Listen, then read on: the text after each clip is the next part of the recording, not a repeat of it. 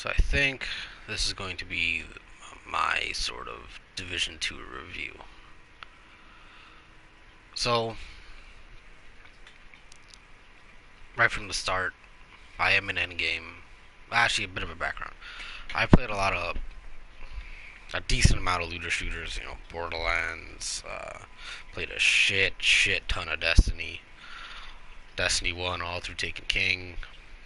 Uh, Destiny 2 I didn't get at the beginning, but I got it on Forsaken when it came out on Plus, and then I got Forsaken and played the hell out of that. Played the raids, did Last Wish, all this stuff. Used to carry people, not carry people, but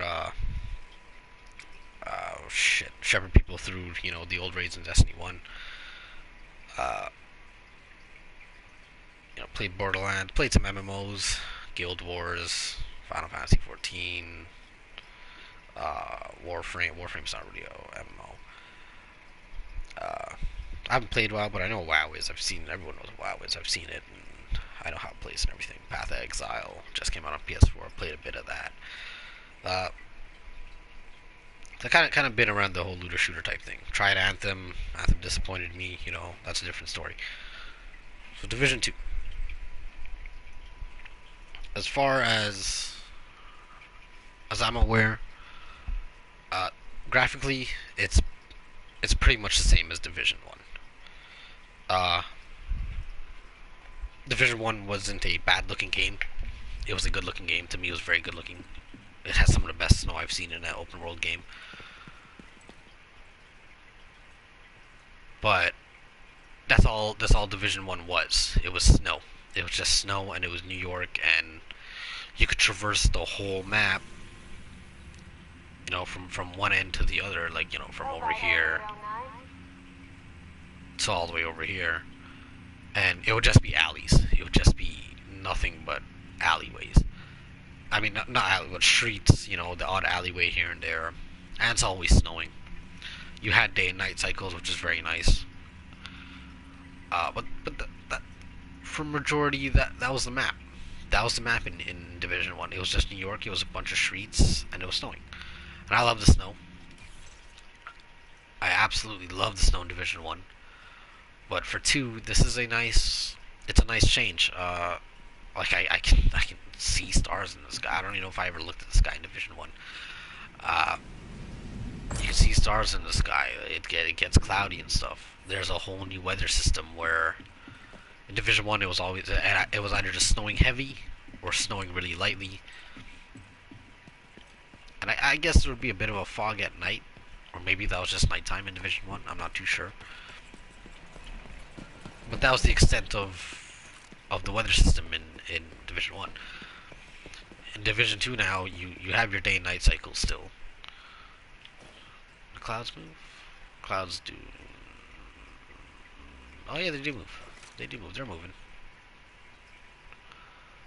So the clouds move and stuff. But Division 2, what's great is that the weather is really improved. It can be raining, kind of drizzling, or it could be raining heavy. It could get really, really foggy and it impede your sight. So, like, up to that tree, I can't really even see there properly. It's really hard to see when it gets really foggy. It's dynamic. You could go into a mission. It's raining outside, heavy thunderstorm, the whole thing. It's raining hard. You're hearing a bunch of rain in the audio. It's a serious storm. And then you go in a building, you do your mission, you customize your dude, whatever, and you come back out, and all of a sudden it's sunny, or it's becoming dawn, or something like that. So it's a very nice change. The weather, the graphics are still really nice. There, I don't know if this is on PC, Xbox, whatever, what the difference is, but on PS4, there is a decent amount of popping. Like when it all loads in, the textures and stuff are pretty nice. Like everything's actually really well done. There's a lot of object detail. Uh, like look at that. Now that's not a building. I'm pretty sure that's just an antenna type thing. But there is popping. Like, see, that tree just popped in there. Uh, you can, if you look for it, you'll see the popping. That I don't. You know what? Let's run to that while I'm talking about this. Oh, avoid this as well. Oh, oh no, there's one here. So another thing about the world is Division One. You had enemies, uh, just patrolling the streets and stuff. But that's all they did in Division One. The enemies would just be randomly what? The enemies would just literally just be roaming around the map doing nothing. I don't even know if they really roamed or if they just had preset paths. Uh, it wasn't all that. In two, the character, both ally and enemy NPCs, they do things.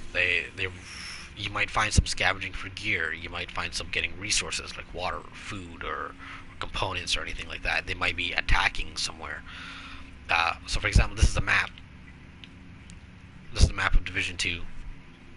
You can see it's kind of different. The skulls are the strongholds, which is kind of like your end game missions, and just like Division One, the gray icons are your main missions, and then you have all the side missions. Side missions aren't showing up right now because I've completed them all.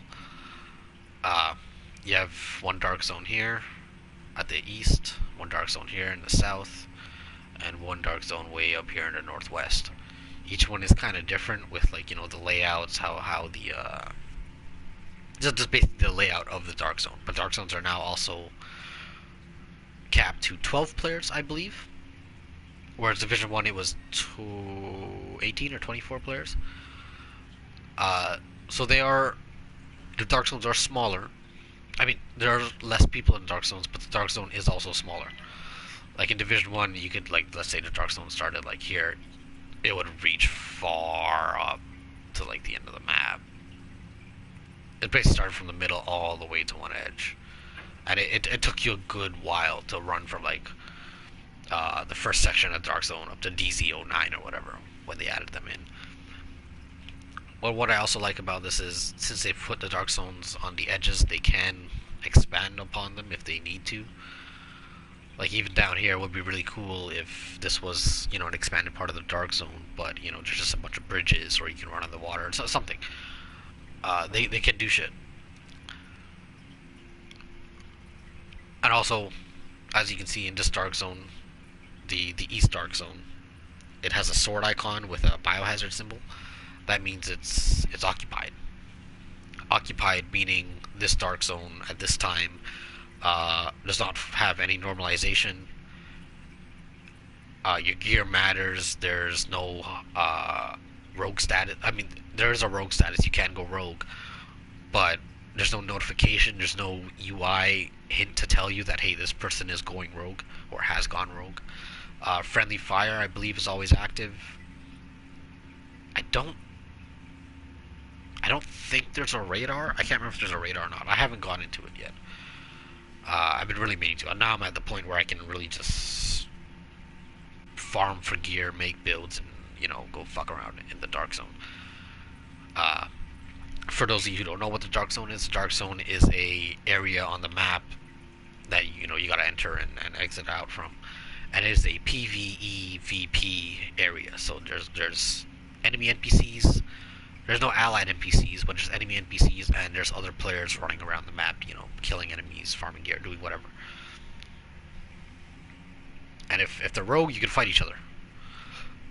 If you're not rogue, then you can team up, you can help each other out, you can drop gear for each other, whatever.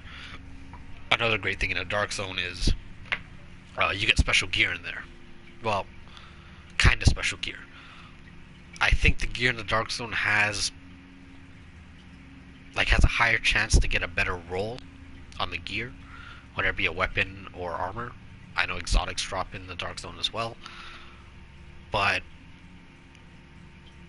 the main thing about Dark Zone is when you pick up certain high-level pieces of gear, they are contaminated, and you don't when you pick it up, you don't really know what it is. It has this glitchy effect on it, so it's contaminated. When you pick up a contaminated item, a yellow bag shows up underneath your character. If you look at my character here, right underneath my backpack, you just have my hanging T-Rex type thing.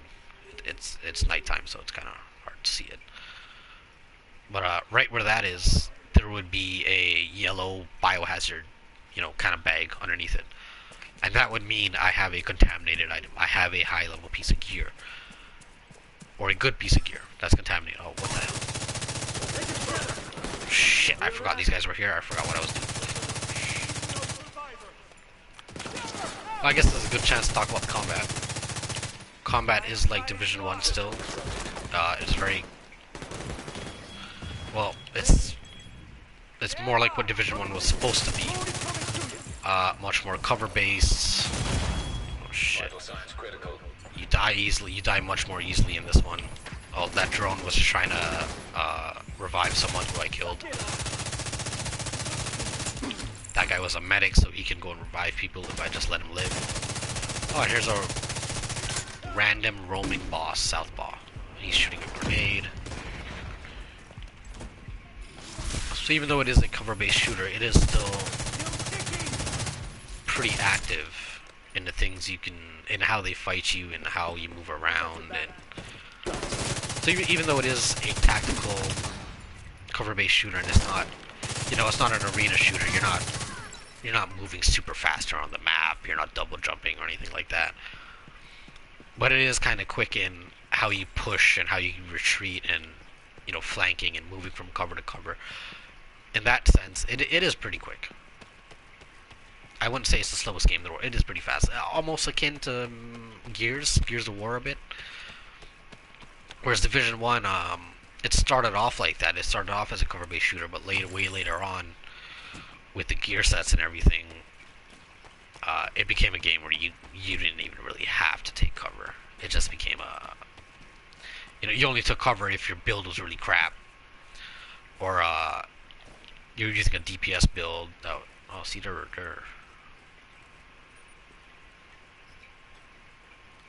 the hell are they doing? I assume they're just like searching for stuff. This is rowing, but this is what I mean. You'll see enemies just kind of doing random shit. So it's pretty cool. But as you can see, you know, this popped into view now. So it was an antenna. You weren't seeing the full antenna, but you know, there we go. So there is popping in this game, but other than that, the graphics are nice. It's turning into daylight now. Oh, the sun's coming up from that side. It looks like. So it's nice. You see the Washington Monument. You have things in the map to kind of show you where you are in the world, sort of. Not a lot, but a decent amount. And you know, with the Division, it is post-apocalyptic. It is 7, 8, or 9 months after the Division 1, story-wise. So it is still post-apocalypse, but it is like, okay, shit didn't just hit the fan. Shit hit the fan, and we've kind of been trying to clean it up. There's still shit around. Some people are trying to throw more shit at the fan, but that time has passed, and we're trying to either clean it up and rebuild, and there's other people trying to fuck around and throw more shit at the fan. So that's kind of where the story is, and where the game is in terms of like aesthetics and theme, and oh, look, a deer. And yes, you can shoot the deer. I'm not going to shoot the deer because I don't like doing that. You know, you have all these... So, like, see, that hasn't really popped in yet. Or maybe it has, because of graffiti. No, it hasn't popped in yet. See, there we go. There it popped in. I'm on a PS4 Pro. Oh, see, that hasn't popped in yet either. There we go. So, they're just popping.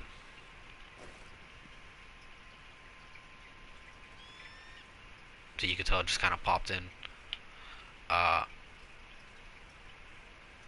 assume this is a rendering thing that has to do with, you know, where you're looking and how it renders stuff outside of your view. It has to look like... Okay, that looked kind of weird for a second. Oh, see, those letters just popped in there. So yeah, if you like look around really fast, you'll see things pop in. See, that just popped in there. But that's the only graphical issue in this game, really. I haven't seen anything else, and you also have little details like that, or like, you know, stuff flying along in the wind and stuff. And not big things, but little things. You know, to see deer get spooked. runs away. You see dogs, you see a bunch of little wildlife and stuff. You know, birds, raccoons, mice. The world doesn't feel, even though it's a post-apocalyptic world, it doesn't feel dead. It doesn't feel completely dead. It just feels kind of, sort of abandoned, but not really, because there are some people around. You say, oh, see, so here's a gold guy just fighting allies. This is what I mean. I was just running around talking to you guys, and I just happened upon this. So they're fighting. Your ally AI is not. It's not the greatest, but they're better than JTF in Division 1. And they also have some cool weapons. You'll see them carrying some stuff. They can die. Like, if I let that hammer dude keep going at him, he will die. My allies can also kill him. Oh, there he goes. He just died.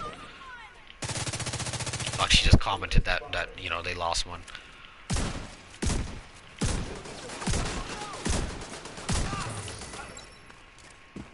Then, you get gear and stuff. And that's another thing in this game. Gear, or loot in general.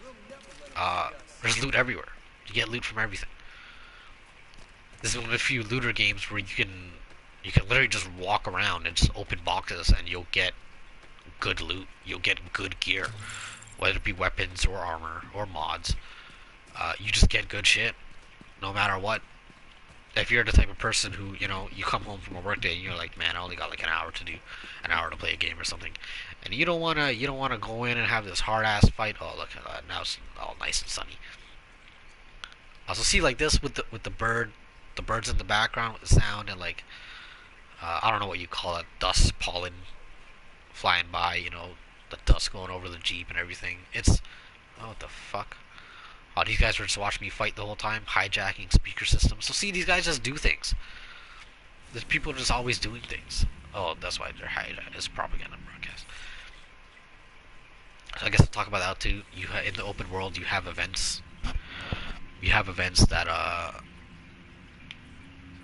kind of like Destiny, where you have public events. Kind of like the same thing. So all these question marks here, unknown activity. These are all.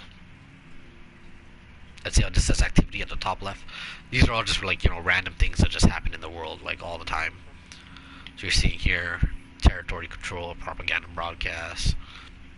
Here's an elite territory control. Here's a control point that, is constantly being fought over. It is controlled by the outcasts. So you see in the top left, it says control point. Right underneath it says outcast, and it has the kind of skull biohazard symbol. And this gun icon coming here, attacking control point, hyenas. So a hyena faction is sending a team to attack this control point.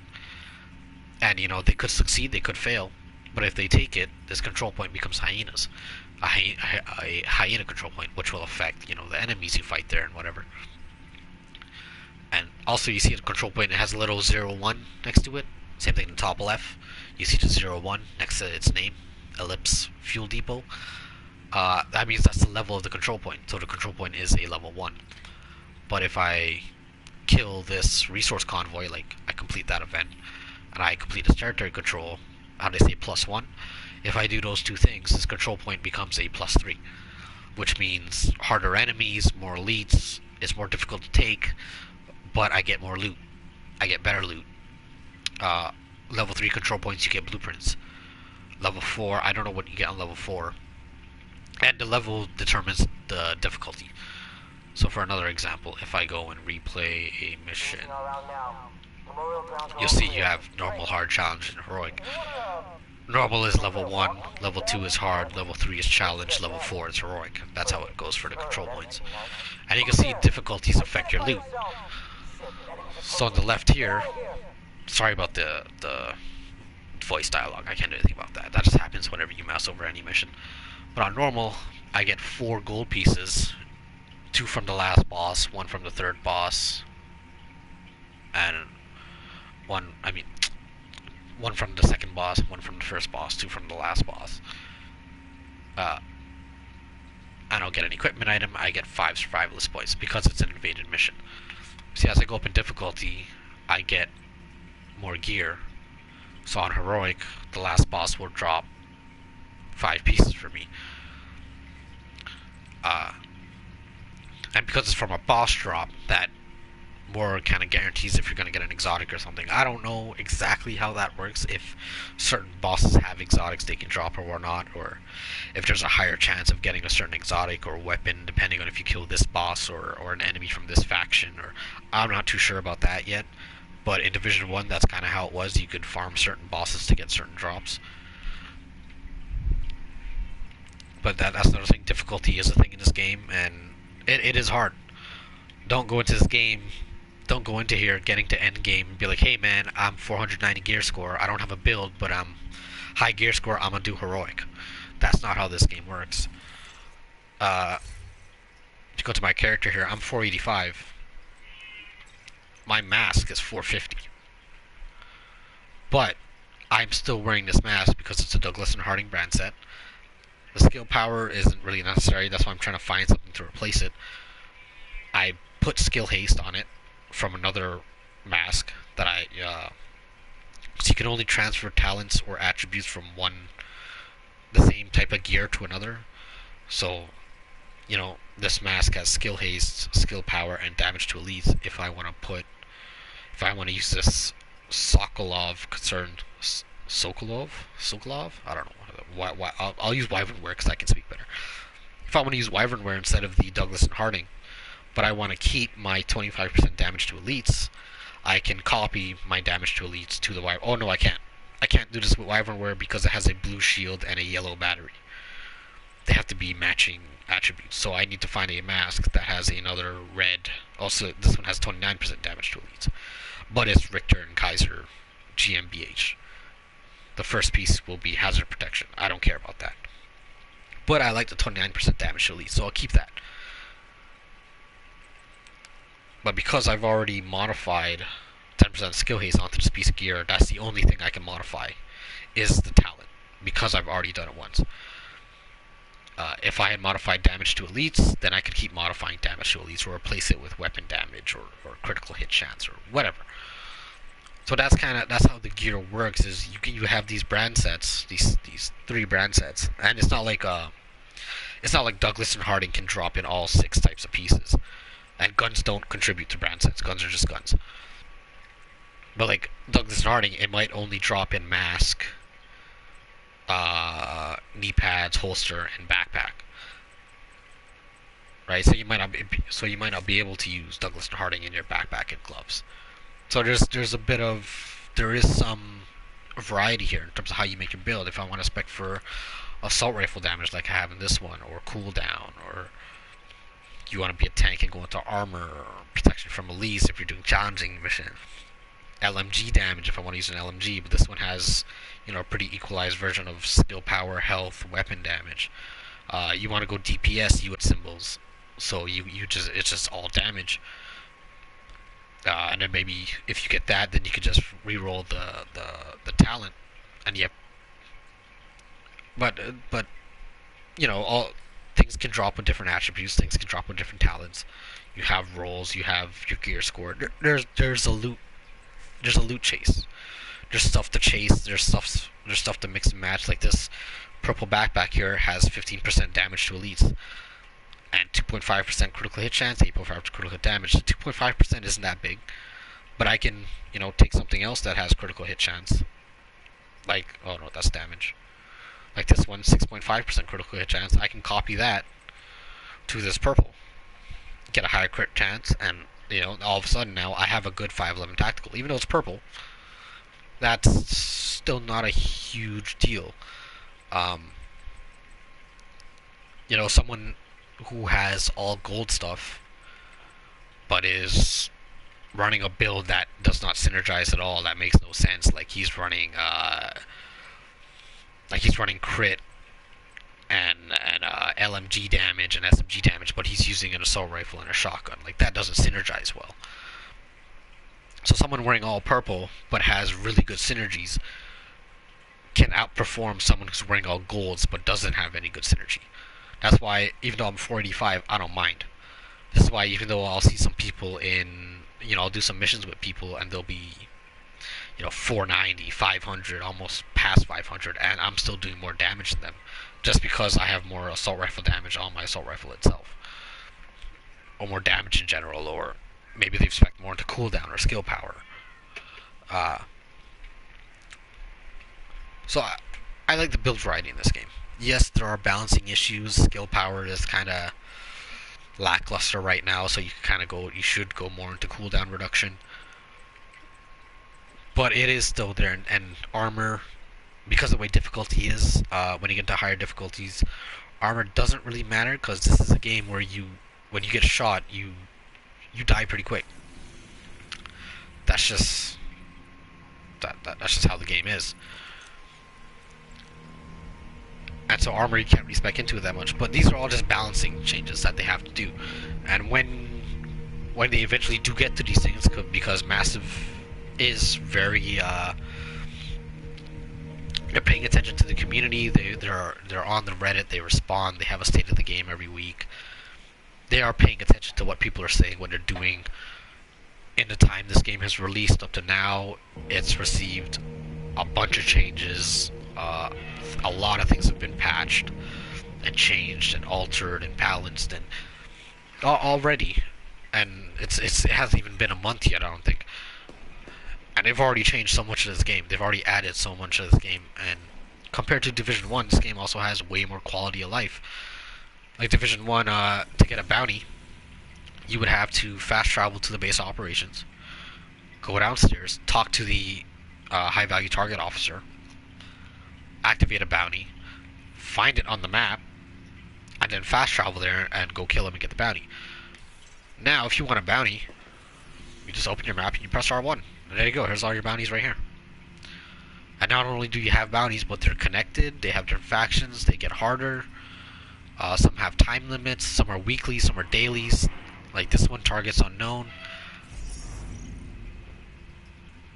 So see at the right, information unavailable. Yeah, that guy's glitched out and his weapon's not showing up. So this is what I mean. There's bugs and glitches in here that don't really affect the gameplay, but they're just kind of a nuisance. And I'm sure they will fix the stuff, like that guy giving a weird hand gesture type thing, and the big guy with the chain gun not holding his gun. Stuff like that they need to fix. But there are more things at priority right now, so I won't. It's not great, but it's not completely horrible either. But you can see in the top right, information unavailable. Neutralize the following targets for more information. Required bounties: Dawn Front West, Wilson's Company. So like, even to access these guys, I gotta go and find out who the fuck Wilson's Company is. There's Dawn Front West.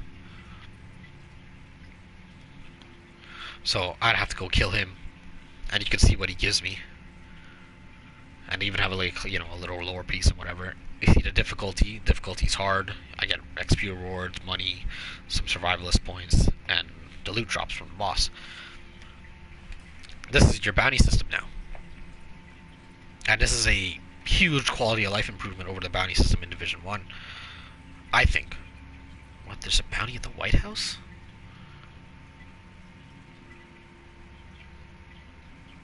Why? What? What the fuck? Okay, whatever. Well, he's not at the White House. He's somewhere in this area. If you see the white outline, that means they are somewhere in this, section of the map. So if I go to all, the map is broken up into sections. This section is the White House section. This is Downtown East, Federal Triangle, Judiciary Square. That's the Dark Zone, East Mall, Southwest. Oh, is this called Southwest? This is actually just called Southwest. Shouldn't this be Southeast? Or am I stupid? Yeah, this should be Southeast, isn't it? What? Right? Yeah, that's North. North is up there. Yeah, this should be Southeast, not Southwest. Okay, whatever, anyways. West Potomac. Yeah, this is West Potomac Park. Why does it say Southwest? Oh, okay, whatever. And it's East Mall. East Mall is right above Southwest. What? Anyways. Constitution Hall, Foggy Bottom. So these are all different areas that are broken up into sections. That's how you find bounties and missions and, whatever. You have a safe house per area. But anyways, this red section of the map means it's been invaded by Black Tusk. What that means is the missions become invaded. As you can see in the top left, when I hover over this, it'll say invaded mission. Which means you'll be fighting Black Tusk in this mission, not hyenas or outcasts or true sons. And this refreshes every week, so you know, this week it was this mission, and this mission that are invaded. Last week when they first released the update, it was, I believe, Air and Space and... no, not Space Administration. Not American History. Oh, maybe it was Space Administration.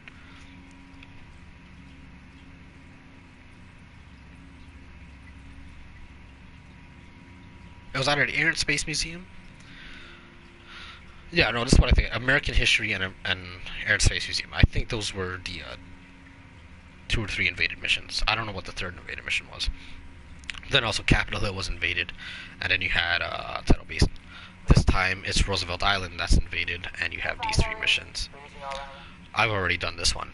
That's why it doesn't say invaded anymore. But I can switch it to invaded whenever I want. You know, toggle invasion.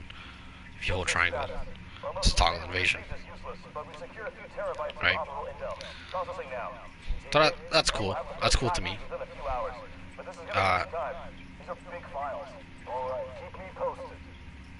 See, I get target intel for this. Target intel means I can activate bounties. At the bottom left, I have 50 target intel. That means I can activate one of these bounties.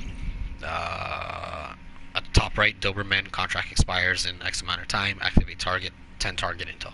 So you need target intel to activate these bounties, but you get target intel from pretty much fucking, like, literally doing anything.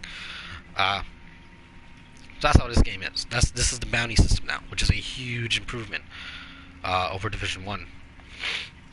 Not to mention just the map itself. One thing I missed from the map in Division 1 is that you could just list all the missions and everything on just one side and just scroll through them.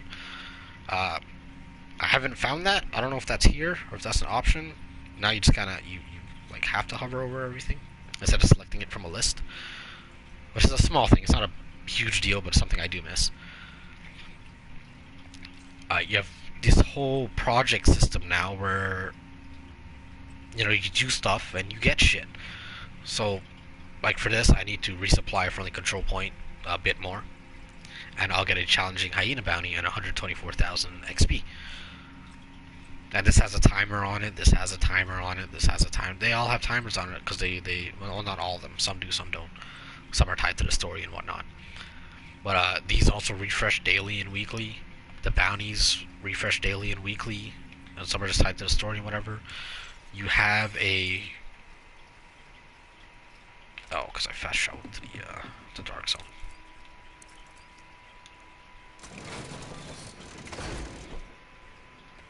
This is Dark Zone, yo. See how it says DZ South? You enter Dark Zone.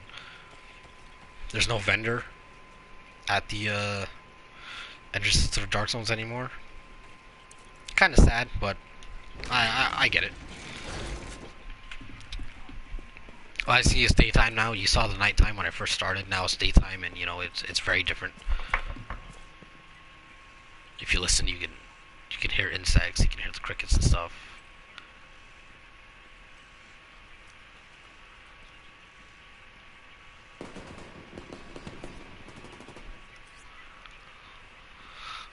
This is what I mean. It's not Division 1, but I don't know. I love the snow. Hostile broadcast picked up.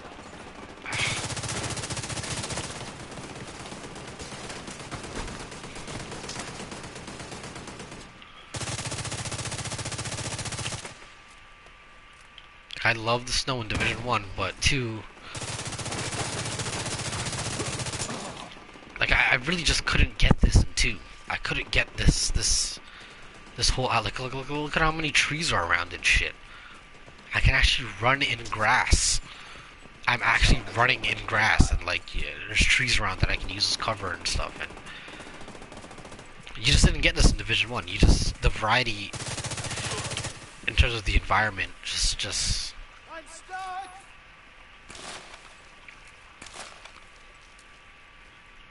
those the enemies have things like that now too, where they can really fuck you up if you're not really paying attention to where the enemies are, what they're doing, what you're doing, where your teammates are, and everything. You really can get fucked up pretty easily. This is much more of a tactical shooter than it ever was before.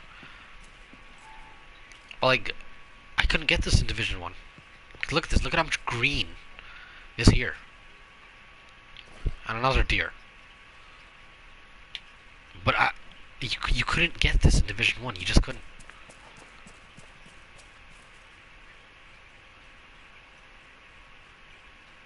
Like, you just couldn't. And I know a lot of people say, well, yeah, but it fit Division 1. Division 1 was gritty. Shit just hit the fan. It was New York on Christmas time. Sorry. That is what Division 1 was, and I appreciate it for what it was. But Division 2, you can still kind of get that when it gets foggy and it's raining at the same time and it's nighttime. You can still get that dark, gritty feeling of like, ah, shit, I'm out here by myself and I need to fucking survive, and you know, this is the way the world is. But then you can also play this game and come out with brief moments of respite of just, oh wow, you know, look at that horizon, look at all these trees, look at this forest, look at is that the Capitol building or the White House? I don't know. You know, you have this Washington Monument all showing you, you know, where you are in relation to that. You know, there's smoke coming out of that gate, floor thing, whatever. There's just all these things that make the map much. Oh, see that tree? That tree hasn't popped in yet. Oh, it's too far, so it's not gonna pop in. Yeah, it's not popping in.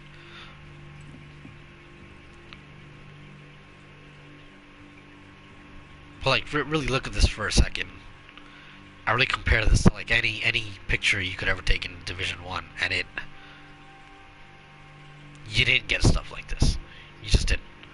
So I really appreciate what Massive did with this world. They really looked at the world and said, man, how can we keep a realistic city, you know, a realistic setting and everything, tie it into the story, and still make it varied, still make it very different. Shit, man, water. I don't think I ever saw water in Division 1, like actual water. There wasn't even ice in Division 1 where, like, you know, you're running along and you might slip on some ice or something. There's nothing like that. And there's nothing like that in here as well, but in terms of like environment affecting how you play and everything, except for the weather. But I couldn't get this. This didn't exist in Division 1. So we'll run to my favorite part of the map while I talk. So, I think I've gone enough about the graphics and the environment of Division 2. I think that's enough. Customization. Actually, let's run there first, and then I'll talk about customization. So you guys can actually, like, look at this. There's a fish. What? There's fucking water strider bugs, man. Like, what? Like, what? That's kind of weird how it just disappeared like that, but still. Are you kidding me? This isn't even necessary. Why is this here? There's no point in this being here. The fish swims through the ground or whatever, but it's still here. It's still, it's different. You know, like, look at this. I could not get this in Division 1. I just couldn't. You never could. Or maybe you could have if they updated it, you know, a decent way. Or maybe if they made Division 2 with New York and it's summertime now or something. Yeah, maybe you could, but even if New York was summer, it would still just pretty much just be all buildings and shit unless they include Central Park. I don't know, man. I was kind of worried that it was gonna be, you know, summertime type thing in Division 2 when it was first, you know, revealed and everything. But I have grown to like this much more than 1. Yes, I miss the snow. Yes, I miss the darkness and the dreary feeling of it. But that can, to me, still easily be achieved in this game. I, Detected. From the control point. In proximity. and even the sound, like I'm running through here, man. I really feel like I'm running through some woods or something. I really feel like I'm running through a kind of abandoned place where Hostage situation. you just hear nothing but the wildlife and the wind and the trees and stuff.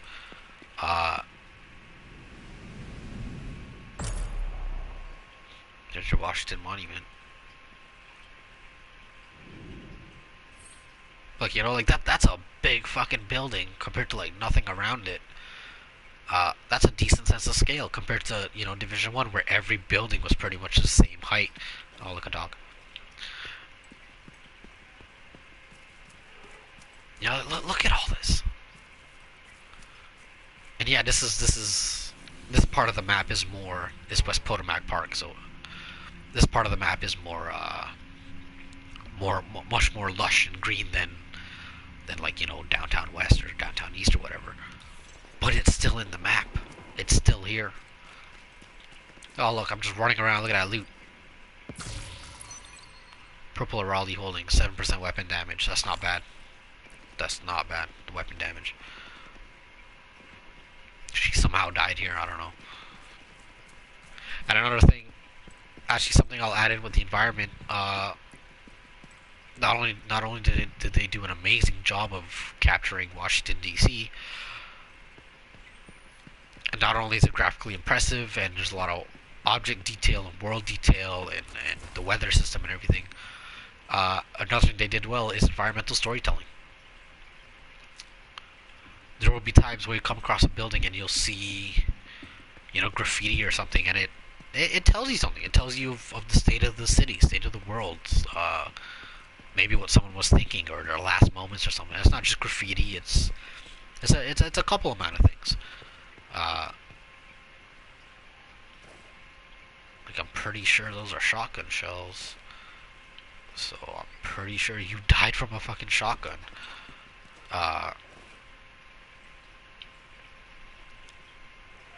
Like all the litter on the ground. Like, don't get me wrong, you've seen a lot of this from Division 1, but they've continued it with Division 2. And just to me, just made it better. So, graphics, environmental storytelling, detail in the world. I think it's well done. I think it's very, very well done. Like, listen to that.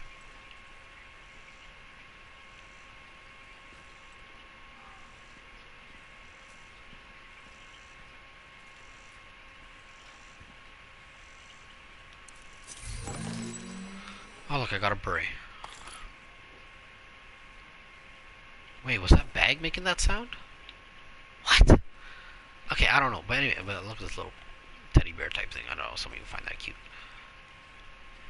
Milk, cereal, sugar. Like, there's just things that you can just look at and just like, oh wow. I know someone made a bunch of these plush animals and just placed them all over the map in every mission and everything because they're everywhere, which is cool. Which is nice. I think there's a hostage situation up there. I could go help out with that and get loot, or I could just leave it alone. Oh, there's a cell phone around here, which is a collectible, which again, just adds to the lore and the story and just fleshes things out a bit more. Second wave. Captain Benitez briefs his team about 2 agents recovered from a downed helo coming to the base of operations. That is how the first game starts. That is how Division 1 literally starts. Let's listen to this. A wave of agents just strolled in. Hell of a way to make an entrance. Chopper got shot down in Brooklyn, then they got mixed up in that Lincoln Tunnel mess. One of them did, anyway. Fei Lao's gonna need some recovery time at the base of operations before she's field ready. The other one looks fine. We'll see how long it is before the city chews him up and spits him out. Hostile control point identified. And Captain Benitez was in the first game. You do talk to him. He's a character in the game. So see, I just I learned a bit about about what he thought of the first game. It wasn't big, but it's still there. Oh look, more loot. Another backpack. I got electronics. I didn't get a piece of clothing this time. Oh look, where are they doing? They're patrolling. They're just walking around, they ran into another, oh look, another big dude, big gold guy.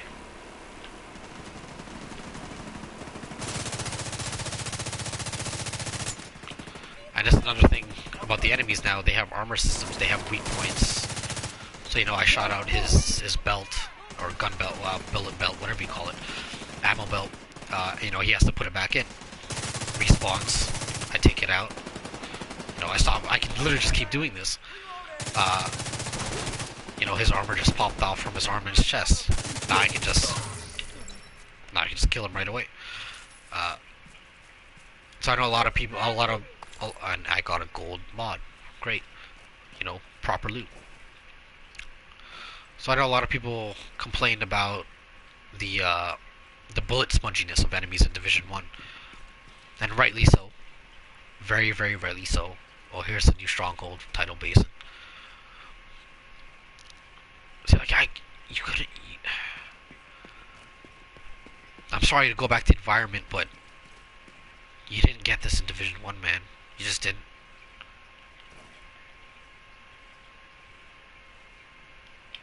Like, you just didn't. Like, if you really just play this game and you just stop, and you just kind of take it in, it's fucking nice. It's nice. You know, you have moments of loud guns and crashing and everything and all this shit and explosions and all this crap, and then you get to this point where it's just quiet.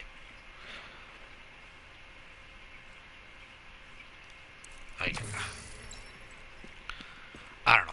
I love the environment in this game much more. The snow was great in Division 1, but the environment in general is just far better in this. I see your allied NPCs, you know, like acknowledge you and you can help them out. What is he using? I don't even know what gun that is, but it's a nice gun. What? Why are you showing me that? Oh, you're just highlighting. Okay. But anyways. Okay, so I've gone on enough about the environment and the world and the graphics. On even things like this, hey, I'm running around and I want loot, right? I want gear, but I don't want to fight people. Oh look, a chest, and just hanging from something. Can I loot that? It says SHD on the side. That's a symbol. Wow, look at that! I got loot. My inventory's full. Jesus Christ! You get so much loot in this game. It's fucking nuts. It's nuts. So this is what I want to show you guys in terms of environment and how different this is to Division 1. And yes, you can walk in here.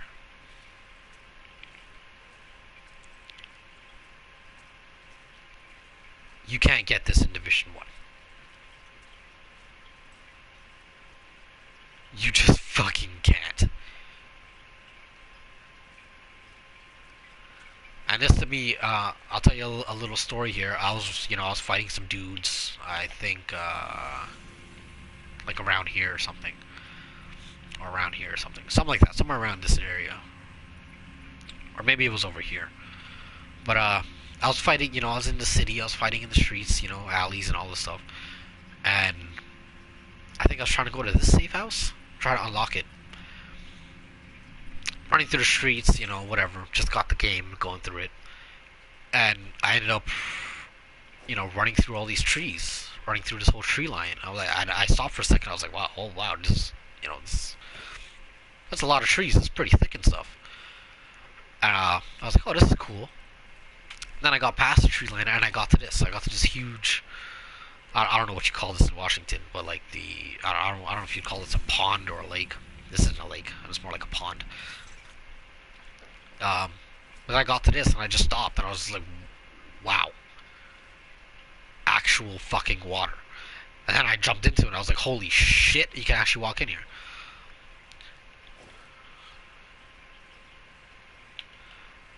And I just imagine if for some reason, Massive came out and said, hey, there's an event happening in Potomac Park. And you're like, what? There's an event? Some special event or something going on. And you show up here and there's just a big-ass battle happening in the water.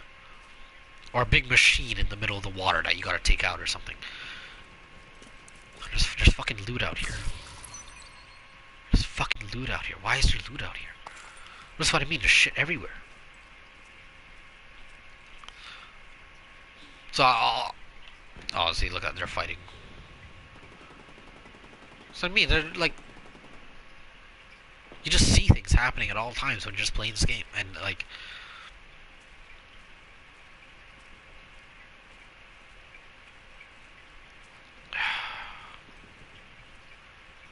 you just didn't get this in D1. But moving on. I just like for a little comparisons, I put Destiny, Anthem, all this. You can play a lot of Destiny.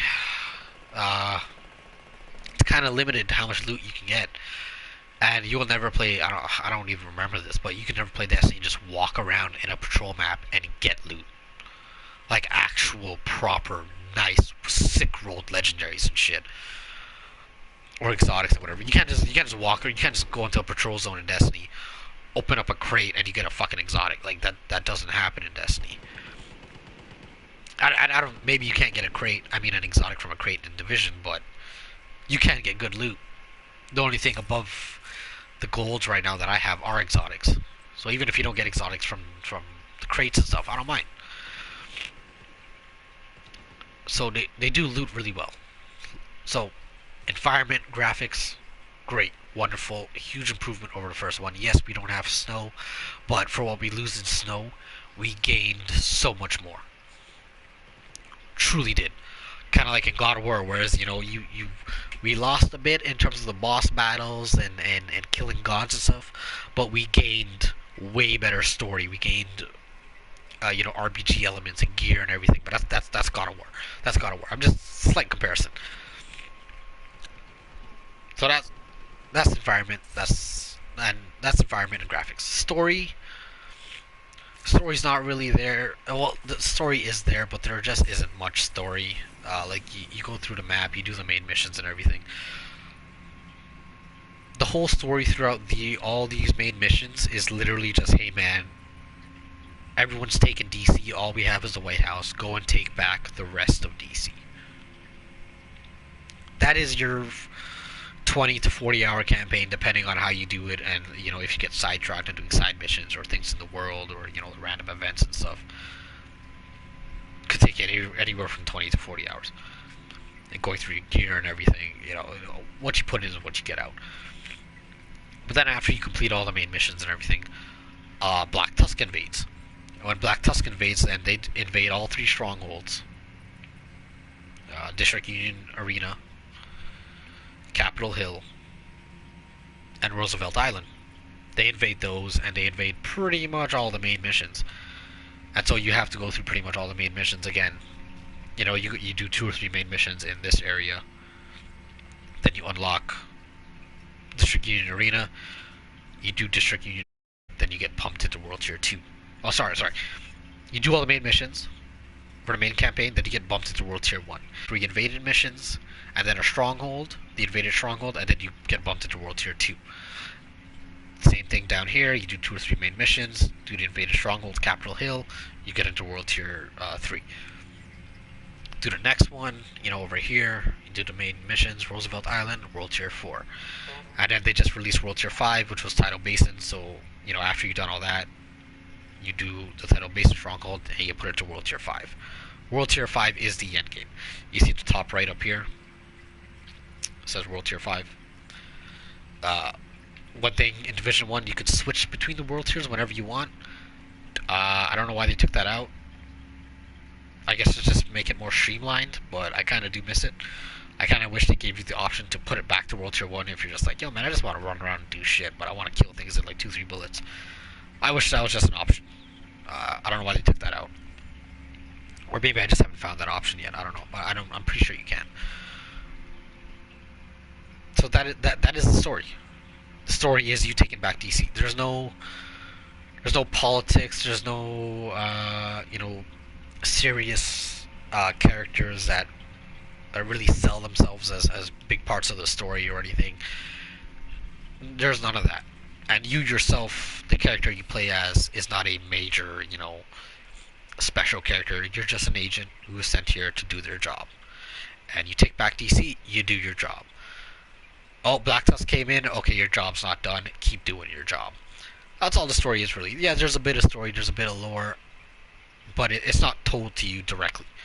It is told to you in the way of a very few amount of cutscenes, but more so the story is in here. It's all in here. The comms, the database, the echoes, the found footage. This is where all the story is, especially comms. In here, this is where you will get your story. And your lore and who does what and who did what and who's important and whatever and what everyone's thinking and everything. This is where you will get all that. Which is cool, which is great, but I kind of wish they implemented this stuff more into the main story. Like, I kind of wish at some points in the main story, when you first go do your Outcast mission, it plays, this video of the Outcasts. Or, you do your hyena mission, it plays a video of the hyenas. You're doing the last mission to hunt the Outcasts, plays the video of the Outcast leader. Just different. They could have did some more things with these, and the found footage videos are actually really good. And the voice acting's fine. Like, the voice acting's good too. It just seems like they could have done much more with the story, but the story wasn't their focus. What was their focus was just the map, exploring the map, playing the game, and progressing. Just progression. Getting better gear, getting better loot, doing harder missions. That is the focus for this game. As you can see, the weather's changing now again. The sun's starting to go down a bit. A little bit of fog starting to roll in. Sun reflecting off the water. Like,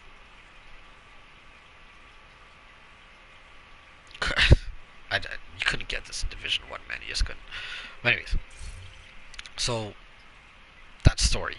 I can't really say much about story. There's not much there. So if you were coming into this game thinking, hey man, this is gonna be some serious, with espionage and everything, there's none of that. There's none of that. And I really hope Massive can implement some of that. I'd like to see some. I'd like to see foreign powers come in and try and mess with Washington, or Washington's been gone to shit for a while now and whatever. So maybe they can come in and say, hey man, Washington's gone down and we're trying to protect it. But now Washington has become a test bed. It's a test bed for any foreign power to come and test technology, weapons, whatever they want. And they can do it, but as long as they don't get caught, they can do whatever the fuck they want in Washington, because Washington's a shit show right now, just like New York. And I would really like that. I would really like it if they came in, like, a new event came out, it's like, hey, fucking Black Tusk got some random prototype technology from somewhere, and they're using it here. And because they're using it here, hey, all of Downtown East and Federal Triangle and Judiciary Square, it's all in a perpetual heavy fucking rainstorm now. Thunderstorm that doesn't go away for the whole week. For the whole week, it's like that now. Shit, that'd be cool. That'd be fucking awesome. I just want them story-wise and mechanic-wise to just embrace a bit more sci-fi. Just a bit more. It needs a bit more sci-fi. I don't mean like Star Trek, Star Wars type shit, Metal Gear Solid. Even some Metal Gear Solid could work. Because we're getting into things like you have the Warhounds, you have the mini-tanks and stuff. You can get into some shit. You could do some sci-fi shit. Maybe not sci-fi, but like grounded, fucking near-future science type shit. Technology type stuff. I don't mean going to full magic, but you could do some. You could do some things with nano machines. You could do some things with plasma weaponry or railgun technology, or we have that drone that this where is the drone? I'll show you this drone.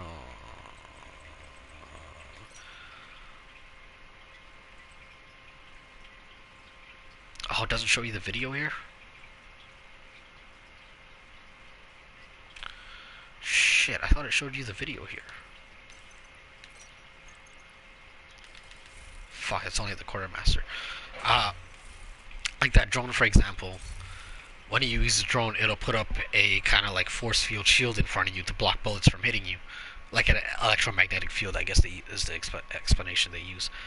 But it would be cool if you came up to a boss and he has two of those drones blocking bullets in front of him at all times. So, and you have two NPCs around the encounter, fucking spawning those drones at all times. So you don't take out the boss first. You gotta take out these two guys to stop spawning the drones. And once you take those two guys out, you take out the drones, and then you can DPS the boss. Like things like that, where they could really change up some mechanics and really make some bosses memorable and stuff. Like they have the Warhounds. I wouldn't be mad if they just made a giant fucking Warhound walking around here in the water. That'd be fucking cool. That'd freak me the fuck out too if I'm just running around and I just see this big ass fucking Warhound just chilling with rockets on it and shit. That'd be sick. That'd be sick as fuck. I don't see one around here, but sometimes you will see on here you will see a recon drone from the Black Tusk just scouting things out, and it's literally like, where's one that's moving? See how like this assault group, this outcast assault group, you follow the line, they're going to assault this control point, my allied control point. So you would see, instead of a gun, you'd see like a helicopter, like helicopter blades icon. And that would just be like, going down the street slowly, reconning shit.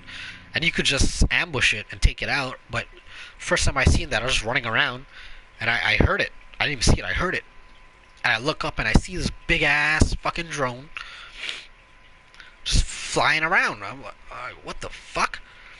I start shooting at it, and it turns around, and it starts doing like strafing runs on me and shit. It had a minigun, it shot some rockets at me. Like, that was sick. I want to see more of that shit. I want to fight two of those at once. I want to see one. I want to be stuck in the end of a street fighting those things that did, like, another one flanks me or some shit. Embrace more of the technology. Embrace that a lot more. Make this maybe like, I don't know, 10, 20 years into the future, but like, I know this is 7 months after Division 1, but use technology we think we'll have 10, 20 years down the road or something, and just put it in this game. And they have put it a bit. You see it with Black Tusk, with the mini tanks, with the Warhounds, with the hovercraft. They come in. You don't fight the hovercraft, but it'd be fucking cool to fight the hovercraft. The drone. You see these things a little bit. Oh, see, it's turning into sunset now. Oh, look, I hear a duck. Fuck, I love this world. So that's my take on the story. It's not that great. It's not that good. There's not much there. The lore is nice. The lore is good. There's a lot of that there, but the story is not presented well, and there's no real conflict in the story. There's no one you really care about in the story. There's no one you really latch onto, or there's no plot or any plot development or anything that makes you go, oh man, I really want to see what happens next. Or what happens to this person, or did that person live, or did they die, or like, oh man, this guy's a dickhead. I really want to go kill this guy. He needs to get what's coming to him. There's none of that. There's really none of that in the main story, in the main campaign. There's a bit at the end with Black Tusk, with what they just put in with the Stronghold, the Tidal Basin Stronghold update. But even then, that's kind of, it's not all there, but it's something. It's something, and it has to do with the President, which you learn a lot more about in the comms and stuff, like the cell phone that drops and everything. So I like that. It seems like they're gonna start moving into that more serious story and more serious tech and enemies and stuff. Now after the game is out, it seems like they're gonna start adding more of that stuff in and really developing it, which I'm glad for. But I'm just hoping for that. It seems like they're going to start doing that. I don't know for sure. This could be the extent of what we see. I don't know, but I don't think so. I think they will really double down on the like the epicness of battles and set pieces and everything. Because even in the main missions, and that's another thing I should talk about, since it is part of the story. When you're going through the main missions, they are different. They're varied. They're different. They have some set pieces. They things happen. The environments are cool. When you go through these museums and stuff, it's awesome. Like I fucking love the Air and Space Museum, Space Administration, the Vietnam exhibit, and the American History Museum. Like they're fucking cool. Those are fucking wicked ass missions, man. One side mission, you go and steal the Declaration of Independence, man. Like they should have just had a picture of Nicolas Cage in there or something, but the missions are much better in this game than the first game. They're much more memorable. I can actually remember, which mission was which. Well, see, now it's nighttime. I've been talking so long, now it's nighttime. I went through a whole day and night cycle. So, I covered story, I've covered graphics, I've covered environment, um, the world, the enemies. The enemy AI is great. They rush you, they flank you, they take cover.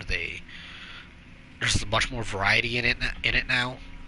Um, in terms of like how the factions are, like the Hyena faction fights differently than the Outcasts, and they fight differently than the True Sons, and they all fight differently than Black Tusk. Uh, they all have they have slightly different things. Whereas like the Hyenas have a rusher that rushes you with a baton. They get an overheal like you would in Destiny 1, and they have a baton and they just rush your ass and start meleeing you. Which was in D1. You kind of had a similar thing in D1. But now if you go and fight the Outcasts, they're rushers. They have rushers, but their rushers aren't rushers. They're suicide bombers. They just have fucking C4 shot to their chest and just run at you saying, "God, let me give you a hug," and then they just run up to you and blow up. Which was kind of freaky at first, man. Like it's kind of a problem when you first come across that. It's like fuck. And their RC cards, they're running around with Robot Wars RC cards, running into you and shit, inflicting bleed or whatever. They have things that are different. They really have things. I've already talked about the Warhounds and the drones and the mini tanks and stuff that the Black Tusk have. So there is variety. There truly is some variety. And they've kind of answered the bullet sponginess. So now, if you see on my little UI there, you see my ammo and everything. You see my 2 skills, how many grenades I have, how many med armor kits I have. But this segmented white bar above this long yellow or orange bar, that's my armor. The white bar is my armor. The orange/yellow bar is my health. You do not have a lot of health in this game. No matter what you do, you do not have a lot of health. Like if you look here, I have 32,000 health, but I have 179,000 armor, and I am not spec'd into armor at all. All my shit is like damage mostly. Like I have 2 things in armor. This has 10,000 armor. This is 5,000 armor. Your armor is more so your main life bar. When your armor gets depleted, that means you need to stop shooting. You need to heal. You need to get in cover. You need fucking fix yourself, because you will die. In like 1 or 2 bullets, if you have a health bar, you will fucking die. Is that fucking guy walking towards me? Okay, about to say. Better not be walking towards me. So, oh, so even the lights come on, I think. And the lights can go out too, eh? Some of the lights, if you shoot them, they can go out. I don't know if this one will go out. Oh no, I shot off the thing. I didn't take out the light. Look at that. Wow. Fucking attention to detail. Anyways. Just look at that, man. Oh, fuck. Anyways. So the enemies, like, there's variety in the enemies. There's variety within the factions. You do get new enemy types introduced to you as you go along in the story. They're fun to fight. They're harder to fight, because not only are you, like, yes, the bullet sponginess has been brought down. You can kill them very quickly, but they can also kill you very quickly, and that lends itself to being a much more tactical cover-based shooter. You have to use cover. You have to use cover. This isn't like Division 1 where you have a Nomad build or a D3 build and you just walk around tanking the shit out of everything. Like, no. You gotta take cover. You can still heal. Like, I can shoot that. I can still heal myself. But, it's not nearly as effective or as serious as Nomad or anything.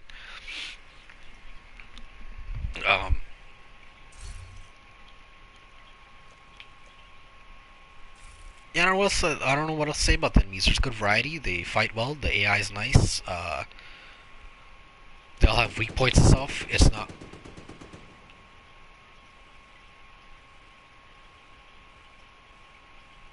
What the fuck? This is what I mean. Guys just like they just do shit. What did he shoot at? Whatever. Anyways, uh, so that's what I mean. Things just happen. But the enemies are nice. There's a little bug right now where when you're doing really hard difficulties, the enemies just rush you. Like they all just rush you, so it makes it really hard to survive. Uh, they've said that's a bug. Um, whether they fix that or not, or when they fix it, well, they said they are going to try and fix it. So whenever they fix it, that's that's going to improve. But I like the enemies. I like the enemies. I like the factions. I like fighting them. They are more varied. They're different. They're fun to fight. The AI is nice. Uh, I just like the enemies. Fighting enemies in this game is fun. It's much better than Division One for sure. The only thing I do miss from Division One are the cleaners. Because the cleaners were cool. Their flamethrowers, shooting with their explosive tanks and stuff. That was always fun. But that was really the only enemy type I kind of even really remember from Division One, other than the hunters. And hunters are in this game, but they're more like secrets. Now I'm sure they're gonna implement hunters more into the open world and into the into missions and stuff or game modes or something. But I really do wish they were kind of implemented a bit more in the open world. Uh, right now they're more like a secret type thing that you kind of have to you do a little puzzle or something, then you spawn the hunter, and then you kill the hunter, and you get something special. I know a lot of people have said, hey, you can just at night your UI will start glitching, and you'll see a hunter like, way out in the distance, and if you try shooting him or running at him or something, he'll throw down a smoke bomb type thing and just run away and disappear. Uh, I don't know if that's happened to me. Maybe it has. I just never noticed it. I'm not sure. But I have fought some of the hunters and stuff. I have gotten some of the mask. So that's cool. There's a lot more puzzles now. Exploration is much more rewarding and much more varied and encouraged. You're encouraged way more to explore the map, to explore the mission areas, to just explore everything. But yeah, so environment, story, enemies, graphics, sound. I can't say anything other than sound, and the sound is just great. There's some sound glitches here and there too. Some sounds not playing, some sounds replaying over and over. I haven't really run into any of those. I don't know if I've been missing sound in some places. I think I have. I think there's one or two parts where my sound just dropped and it just came back like 10 seconds later or something. Not because of a grenade, but it's just random. Like my gun just wouldn't be doing any. Like I'd be shooting someone, I'd be doing damage, and I wouldn't hear any sound. And then like I'll reload and I'll start shooting him again, and then all of a sudden I'll hear sound. Stuff like that, just kind of little stuff like that. So, what else can I talk about for Division 2? I've talked about the map and how that's been an improvement, the bounty system, the projects that you can do. Conflict is PvP. As of right now, they only have quick play, 4v4, low intensity, normalized stats. If you go in here, I'll stop matchmaking. Oh shit, I have to matchmake to see it. Like, see, I haven't even touched conflict yet. I touched conflict in the beta, haven't touched it in the full game yet. But that's cool.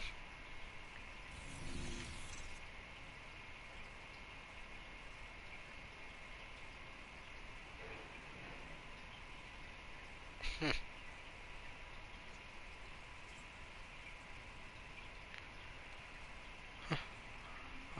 Anyways,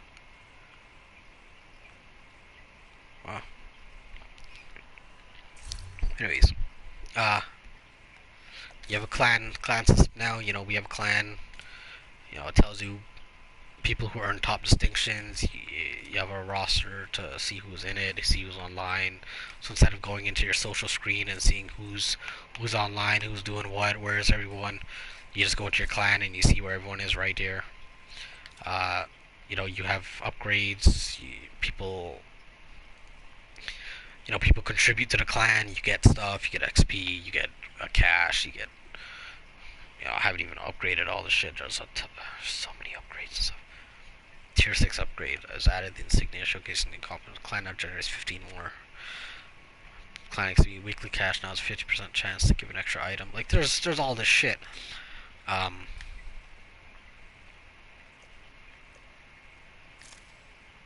yeah, I don't like this. I don't like that. It shows you invites nearby then friends. Uh, I know you can switch between the categories to do it quickly and whatever, but I feel like this just needs a bit of, I guess, just rearrangement of how everything is placed because it's kind of weird. Not exactly intuitive. And also, I don't like going in here and not being able to go down with my D-pad. I have to use the analog stick to go down and scroll through. Uh, that to me isn't the greatest either. And I don't think you need the invite thing here because when someone invites you, you don't even have to be in your menu and it'll show up on your HUD. It'll say, hey, this person invited you. Hold up to accept or hold down to decline. So I don't think you really need the invite option there. But anyways, that's there. You have a little news thing, you know, telling you what's new, what's different, you know, the average stuff. Ubisoft Club, if you want to go into that, the actual in-game store. Oh wow, this is audio only, and PlayStation just blocked the screen because it says it's a block scene, but this is just where you buy the premium currency. You know, 500 premium currency is $6.99. 1,000 plus a bonus 50% currency is $13.49, etc. That's all that store is. The actual in-game store where you buy clothes and everything is in here. If you go into apparel and you go into the apparel store, this is where the actual store is, where you use your premium currency. Like I have premium credits down here. It says I have 30. I haven't bought anything. There's premium credits. Oh, so if you click the store in the main menu, it blocks it. But if you go into the store through here, it does not block it. Surprising. Oh, see this one. If you buy this pack, you get an exclusive emote. I don't care for any of that.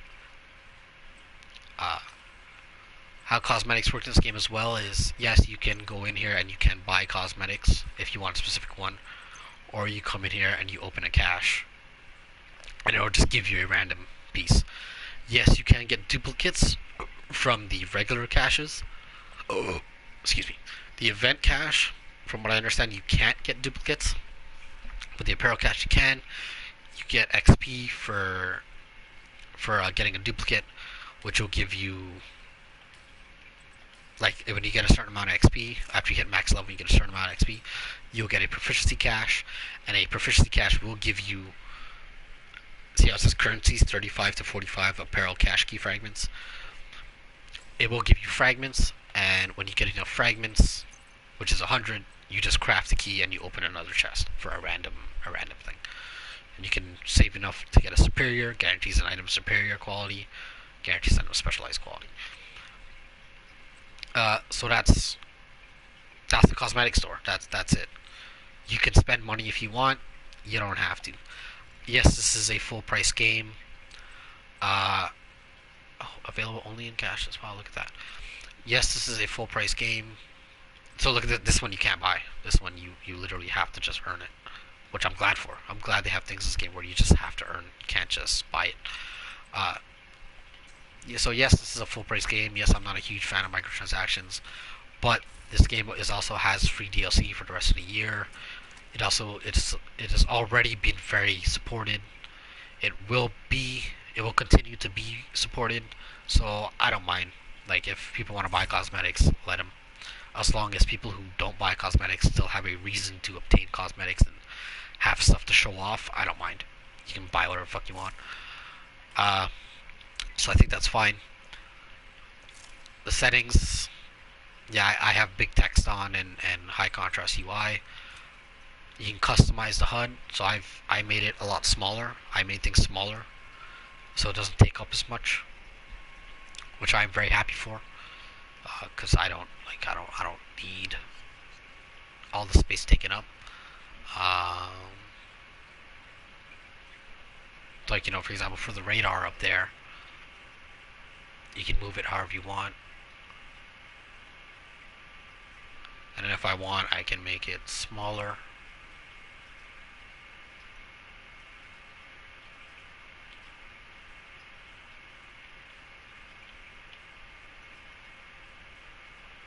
You know what I mean? So,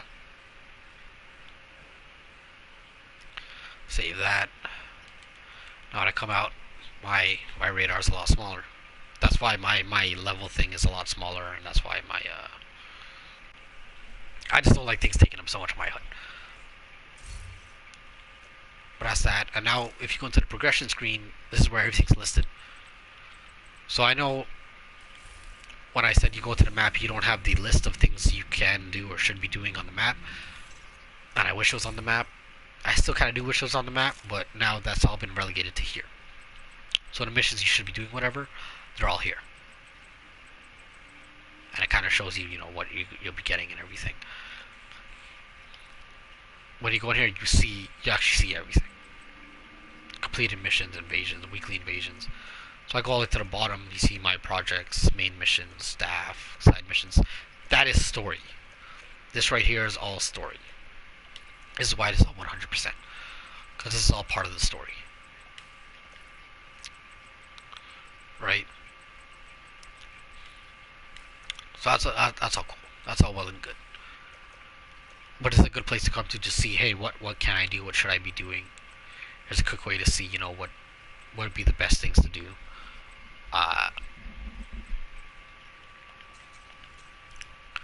The collectibles is just what it says, collectibles, lore, comms.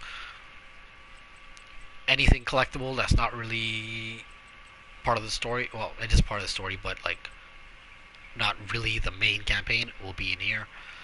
Commendations are like shit, what do you call the book in Destiny now? Triumphs. Like the triumph screen in Destiny 2 right now, where you go in and you complete certain challenges and you get a little score for it. So if you kill 10 hive, you get a hive killer triumph, and it gives you 10 points. And so you have an overall points triumph score in Destiny. Same thing in this. You have a bunch of challenges for different things. Oh, see, I got a combat proficiency merit. So if I claim it, so I get a new patch and I get 30 points added to my score. Oh, look, and I got a combination cache. Look at that. Look at that. Wow. So you get these for all different things. All different things. Like where's year 1 merit? Play 14 days per month on a total of 12 months. If you don't get that the first year, guess what? You gotta wait a whole fucking year to get it the next time. So, you know what I mean? So they have a lot of that. These club challenges refresh every week, I believe. Something else to just do and collect. You don't get much for it. $100, 50 XP. They're nothing special, but just something else to do. This is what really surprised me. They have a leaderboard system for everything. Literally everything. Control points captured. No leaderboard available. Okay. Oh, friends. Clan. View all. Oh no, view all. There we go. Z-Dog. He's captured 843 fucking control points. Holy shit.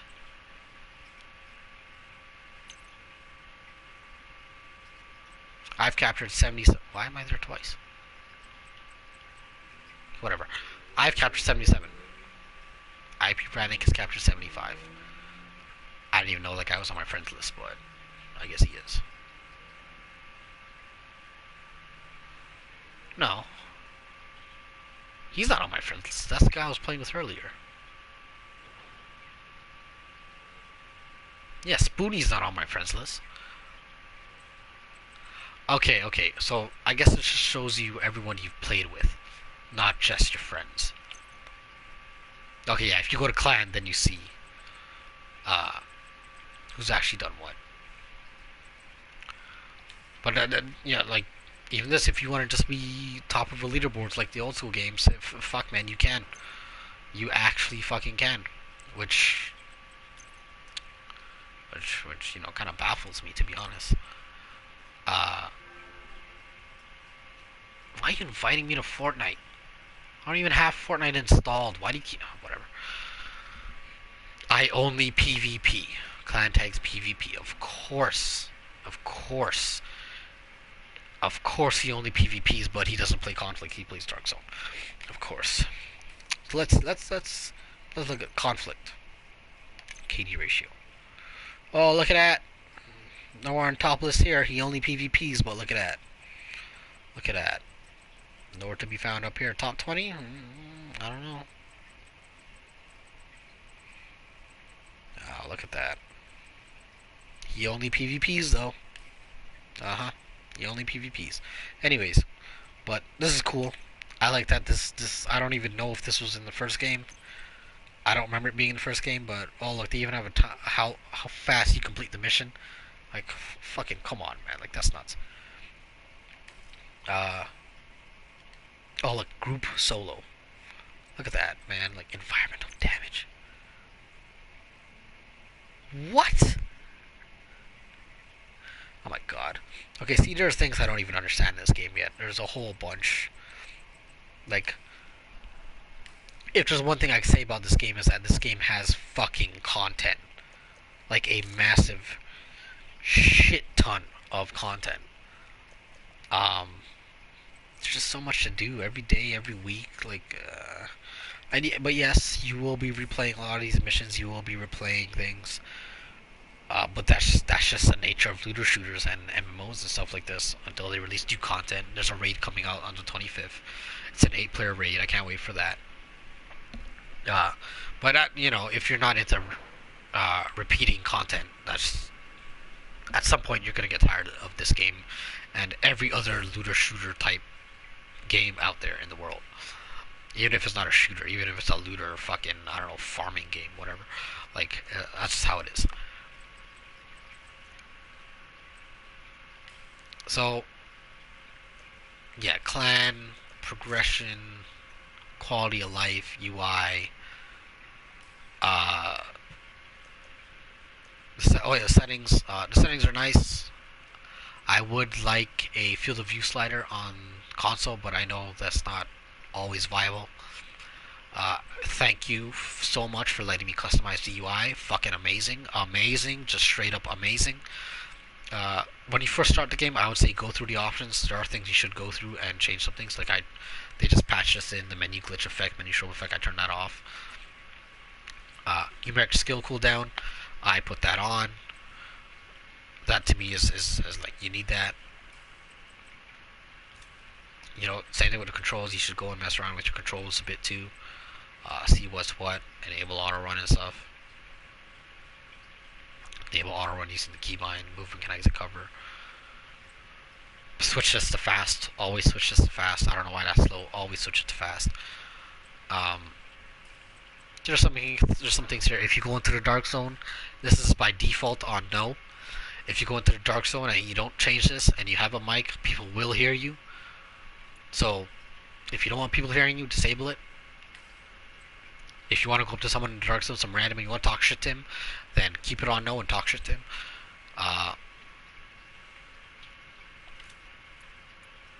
See, that's what large fonts does. I like large fonts, it's just easier to read.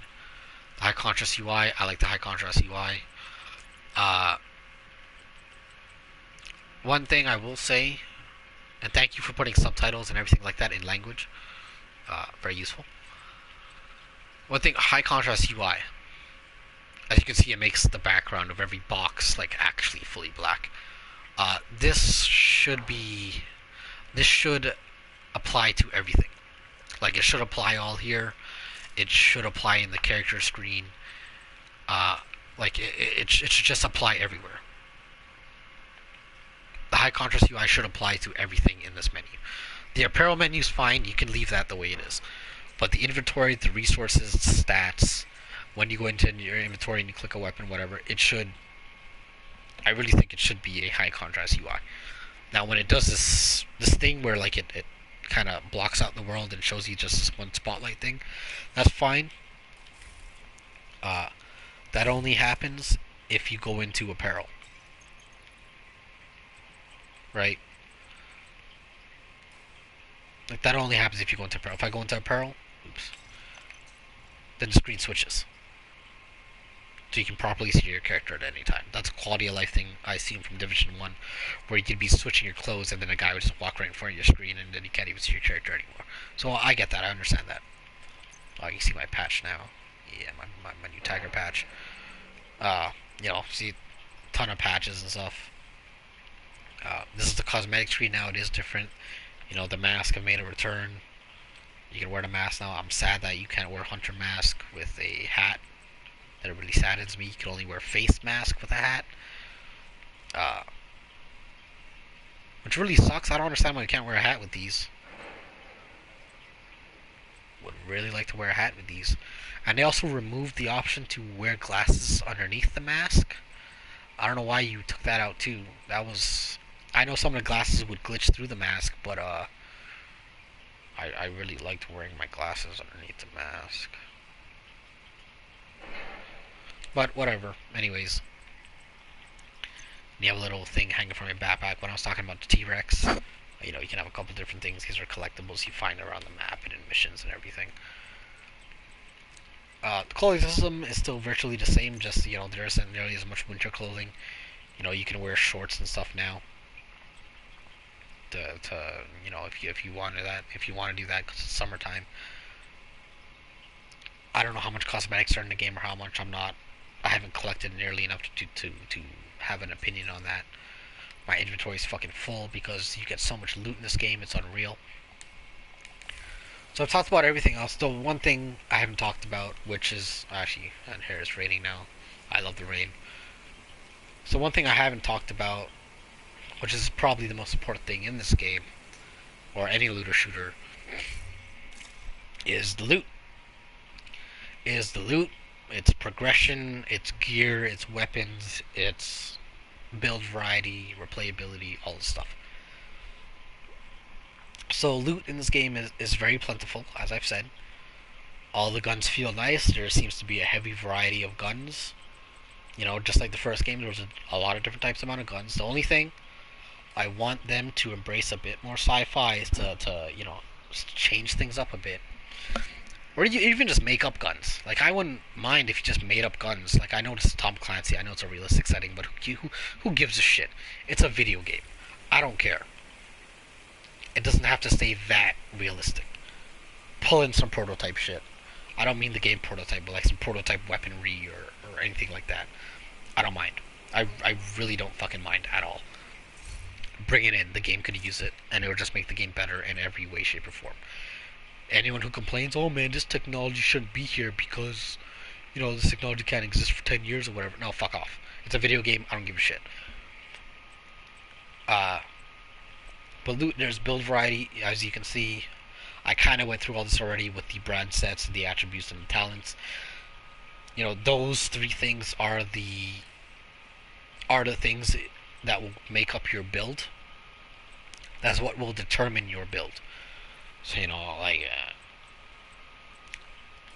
and you can save loadouts, for different things. So I have a skills loadout and a damage loadout.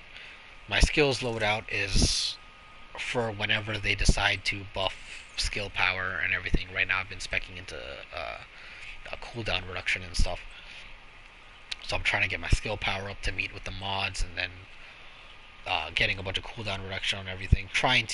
It's not fully optimized. Like, I have headshot damage here. I would much rather if I had skill haste there. This I modified critical hit chance onto it because it's a target symbol. But if I could get a Alps Summit armament chest piece that rolled with 2 batteries, so I could get skill power and cooldown reduction, fucking even better. So even though I have a build going, even though I'm pretty up there in the gear score, my build can still improve a lot. It can still improve a pretty great amount. So there is build variety here. Yes, there's balancing that needs to be done, but the build variety is here. The structure, the core, like the core base of all that is built off of is here. Like it's all here. It just needs to be balanced and tweaked a bit, and then all they have to do after that is just add more brand sets, add more attributes, add more talents. That's it. And the build variety will follow.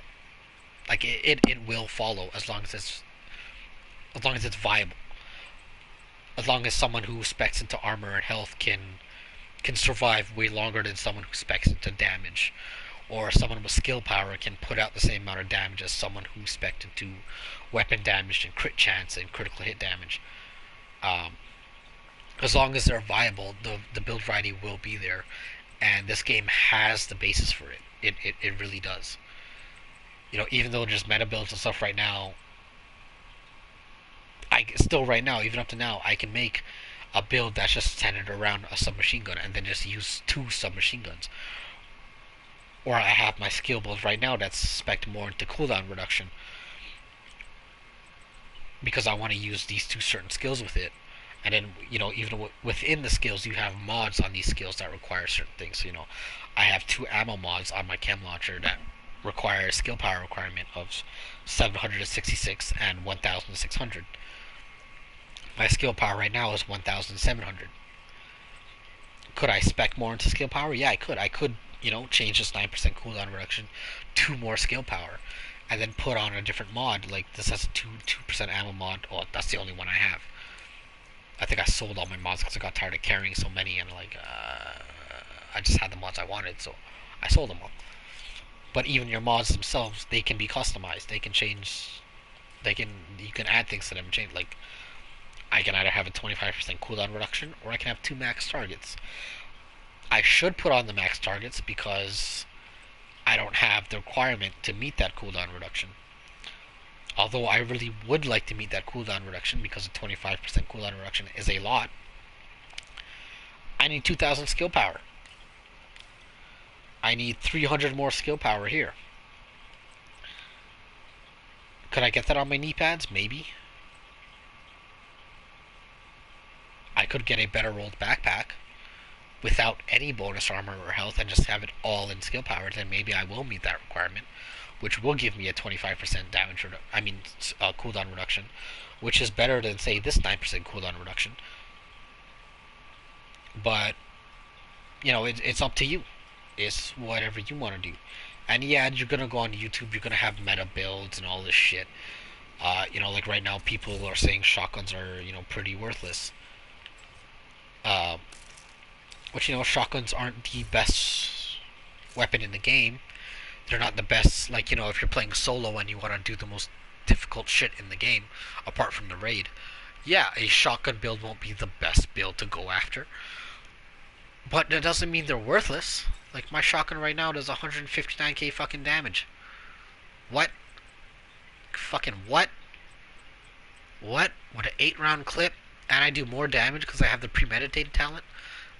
It rolled with a stability thing, and I got stop, drop, and roll, so I got lucky with this shotgun. But then you go down here, and I think I got a double barrel shotgun somewhere. Or here, I got this. Here's another one, 494 Tactical Super 90. It does 70k a shot, and it still has the same mag, 8-round mag. This is 150 a shot, 5-round mag.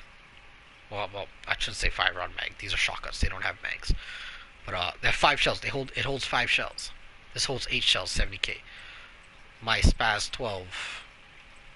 If you compare them, the M870 is 150k at 5 rounds, 5 shells. My Spaz does 160k with 8 shells. And I've tested it, man. Shotgun's not bad at all. Yeah, don't use the Super 90 or something, because that one's like, compare that to my Spaz. The Spaz is obviously way better in pretty much every fucking way. But see, this has 3 consecutive body shot kills, refills the mag, and grants 50% damage. That's a pretty good perk as well. But you gotta kill the dude first. This one, critical hits add a stack of 3% reload speed. yeah, it's nice if I spec into crit, but I kinda haven't. I'm trying to spec more into damage. Uh, but that would be nice if I'm using an SMG and I want to use a shotgun still, and I've spec'd all into SMG crit. Then yeah, that perk would be pretty nice for my shotgun. Because submachine guns have a base buff to crit hit chance. SASG-12. Same fast hands talent. 55k. 7 shells. Like, yeah, and this is the only P90 I've ever had drop for me. I've never seen another P90 except for this one. So I'm never getting rid of it, because what if the P90 at some point becomes fucking amazing? So I'm holding on to this. And I got a 20% magazine capacity already. And I got a closer personal talent. So, like, what weapons are here? Build variety is here, weapons are here. The gear, you get a lot of gear, you get a lot of loot, you're rewarded. What the fuck? Are you serious? Look at this fucker.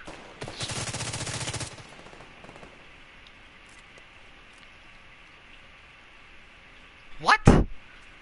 Out in the middle of the damn pond, this bitch comes out. Well, whatever, anyways. So see, there's your heal. That's how my heal is. So yeah, the gear is here. There's build variety. There's things to chase. There's I got a lot of fucking sidearms.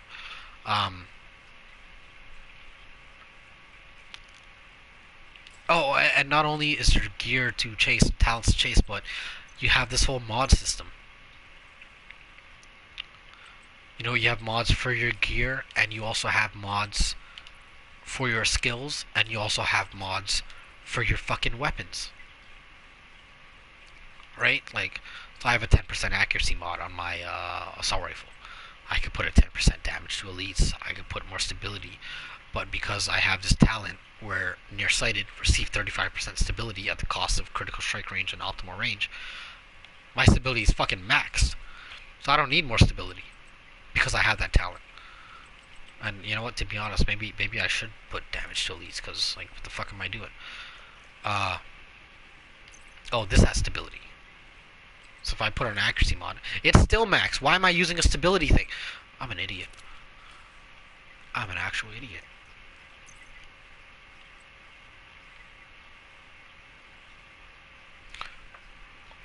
So this one I can't equip,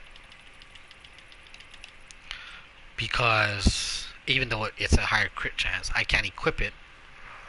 It fits on my weapon, but I can't equip it because if you see this fist icon here, that's a specialization icon. That means to equip that attachment, I need to be using that certain specialization. Oh, see, this one is a survival specialization, the wolf with the arrows, so I can equip this specialization. I mean this mod. I have a 10 rounds mod on it instead, because I just like, 10 rounds. I like having an extra 10 rounds. But there's a whole mod system here where you can further change the way, your build is and how well it synergizes and stuff.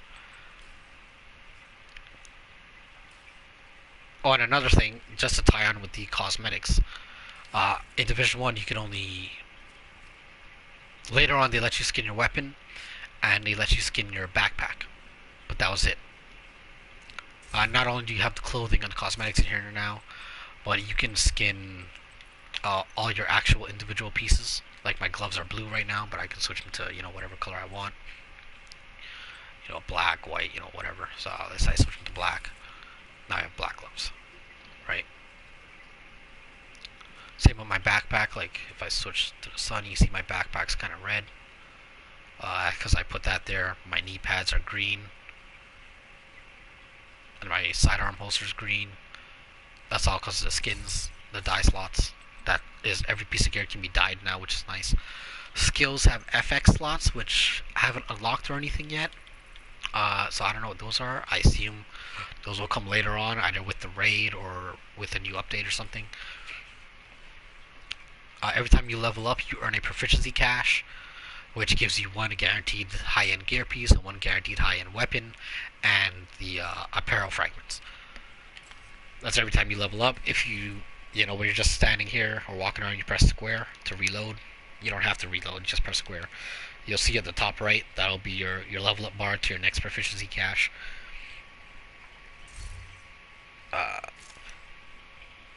Yeah, well, what kind of thing? And this is a specialization.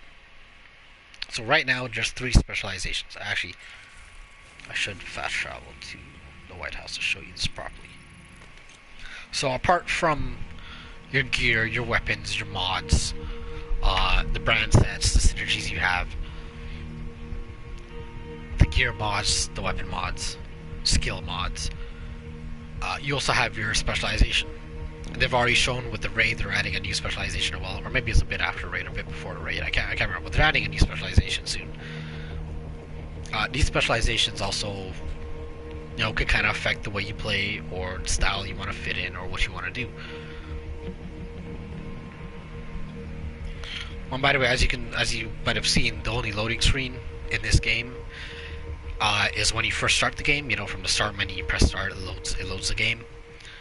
If you're fast traveling, like what I just did just now, and if you're joining someone else's game.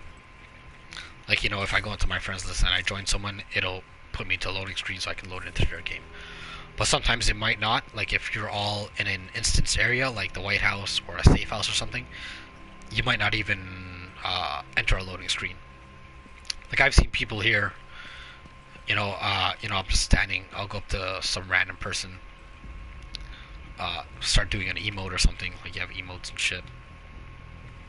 Do an emote, and they can just click my name and just join me right away if my group is set to open, and they don't even get put into a loading screen or anything. So like this guy here,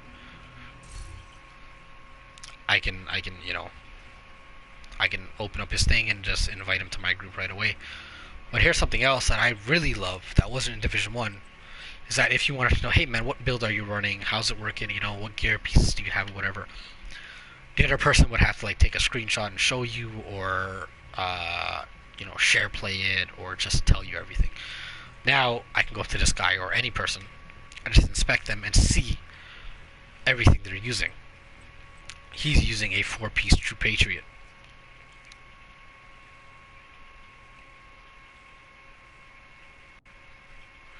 Yeah, he's using 4-piece True Patriot. Providence, Defense, Douglas, and Harding. He has an exotic, the Chatterbox, which craft.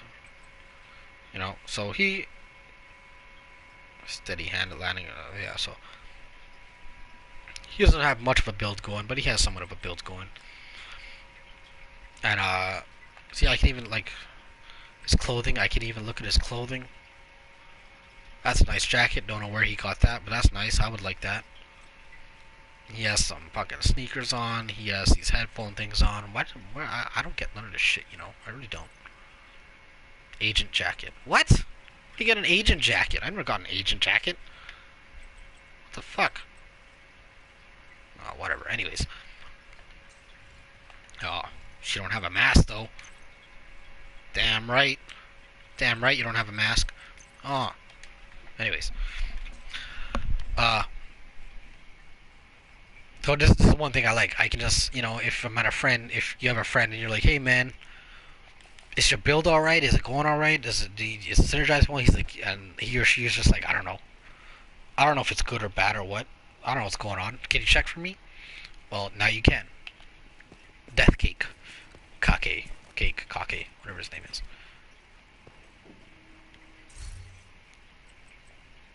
You can just inspect them. Look at what they're using and everything. You can even view their other characters if they have some, which is nuts to me. Like, what?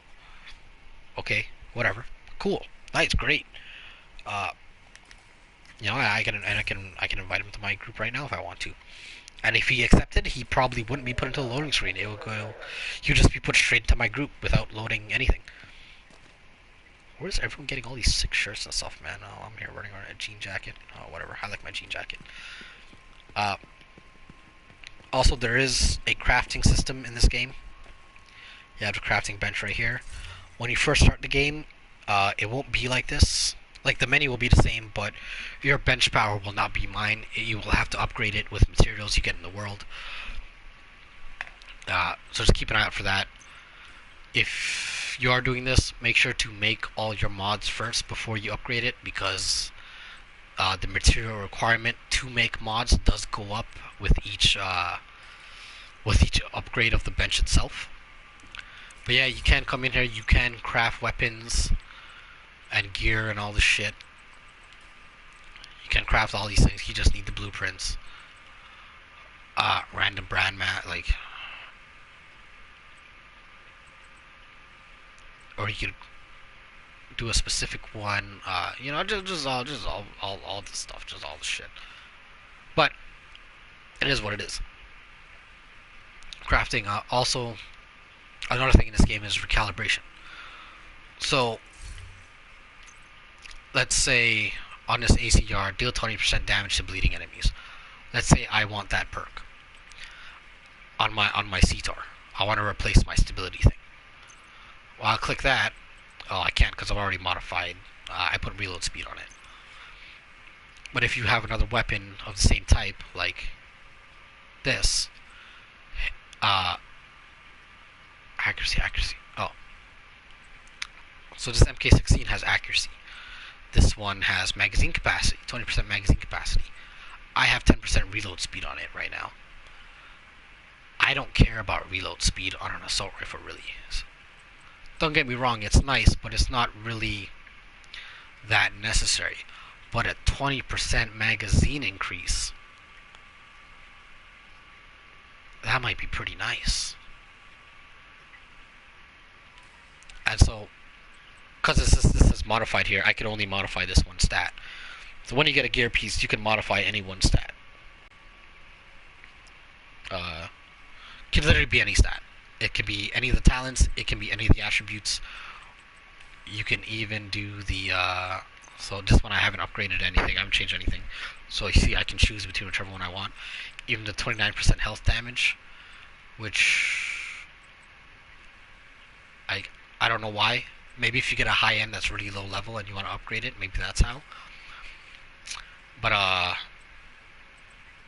really don't know why you'd want to do that. But you can do things. So like my CTAR, I like the stability perk. It's not that necessary, but I like it. And I meet the requirements for it with my build right now. The reload speed, I put there because it had, I can't remember what it had, optimal range or something. I don't care about that, so I put reload speed because that's all I had. But now that I have a fucking 20% magazine capacity increase, I have a 40 round mag. Let's put a 20 round mag increase on that. Back.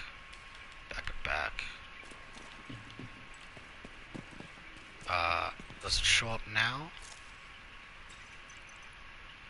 Still says 40 round mag. So hold on. Let's do a little test too to see how things work and whatnot. Okay, restock. Let's go out here and actually equip my weapon.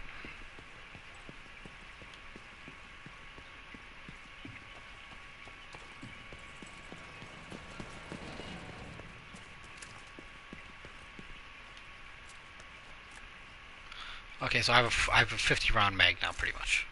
49. It says 40 because the attachment. I guess that doesn't take into account the talent. But yeah, now I have a 49 round mag, which ain't that bad, to be honest. I've heard of a mod where you can put in 20 rounds instead of 10. If I get that, I'm fucking laughing with this assault rifle. I am fucking laughing. But anyways, so that's nice. I do want a better assault rifle. Haven't really found one yet. The ACR's nice.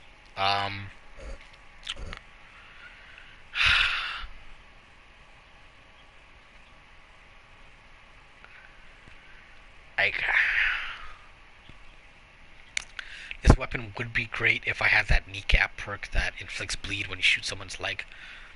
Then this gun would be fucking amazing. So I'm gonna keep that. I'm not gonna dismantle it or sell it, but I'm gonna keep it because that could come in useful at some point. Um, Tommy has submachine gun, assault rifle.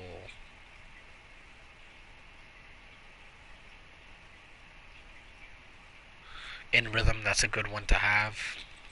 What's on my CTAR? Present reload, I get 10% bonus armor while reloading. That's fine.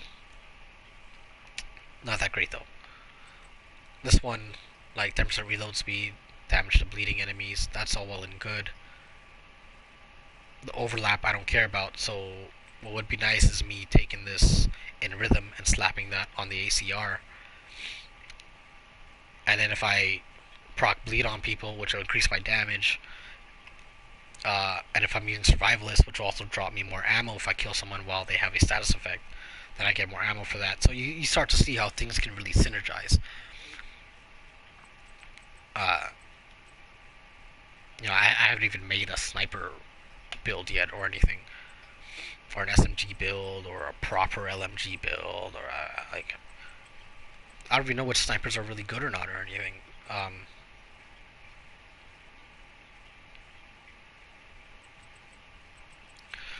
There's some. I think I've gone on enough about the gear. Oh, jeez, since I got so sidetracked. Specializations. They're kind of like an icing on cake type thing for the build variety in this game. Yes, they could kind of restrict you to using certain weapons and stuff, but I don't really think it's that big of a deal. Like I really don't. Um, so these are the three specializations you'll be able to choose from at the end of the game after you beat the main campaign and everything. A grenade launcher, a crossbow, and a 50 cal sniper. Now these also have their own skill trees that you do get enough points to eventually fill them all out. Like I'm filling out survivalist right now. Oh, I have 5 points. Oh, look at that. So I have 5 points right now. I could select something. I can't select that one because that one costs 10. Whatever, I'll do that. My TAC 51 is maxed out. So you will eventually level these up, but sharpshooter increases rifle damage. Survivalist increases shotgun damage and assault rifle damage. Demolitionist increases light machine gun damage and submachine gun damage. So if you want to use a submachine gun and a shotgun, then yeah, you'll only get the buff from one of them, depending on which specialization you have active. Because you can't. These perks don't carry over. It's not like this. This 15% increase submachine gun damage. It's not like I have that, even though I'm using survivalist. I don't have that. You only have that when you have one of these actually activated. But you can switch between them at any point in time. Like it doesn't matter. You can just switch between them. Uh, that's something else just to consider and add in. The Dark Zone has its own skill tree as well. It's not that serious. It's not like that big of a difference, but it is something else. It's not a. Actually, I'll show it to you.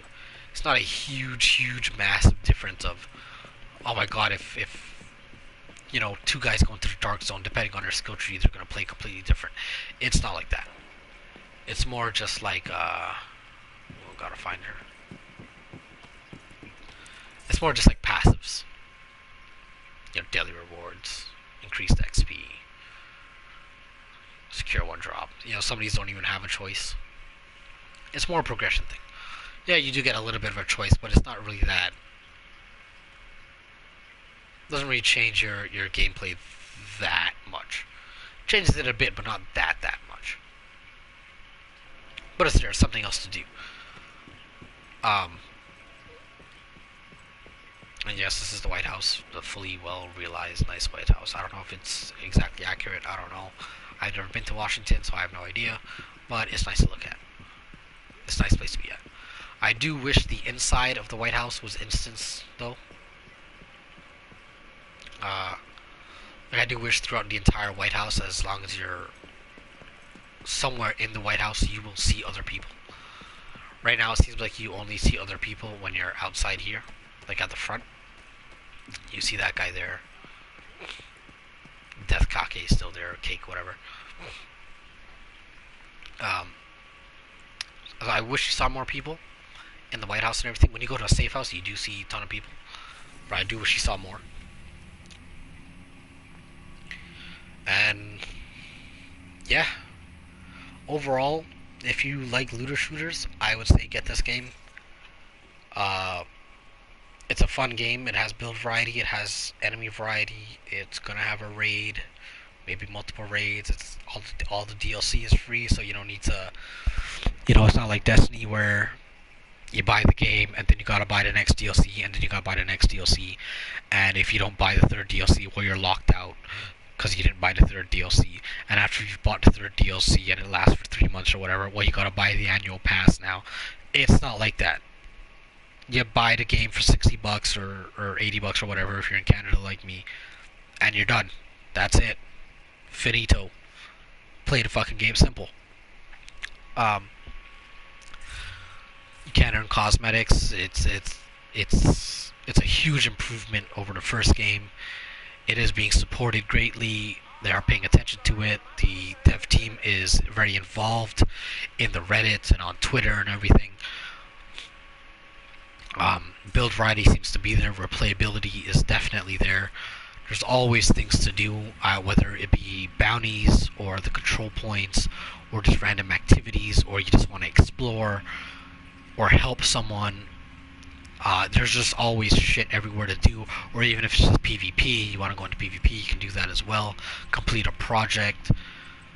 There's all this shit. What? Donate shotguns. Oh, look at that. I gotta donate shotguns. 5 shotguns to get a hard outcast bounty.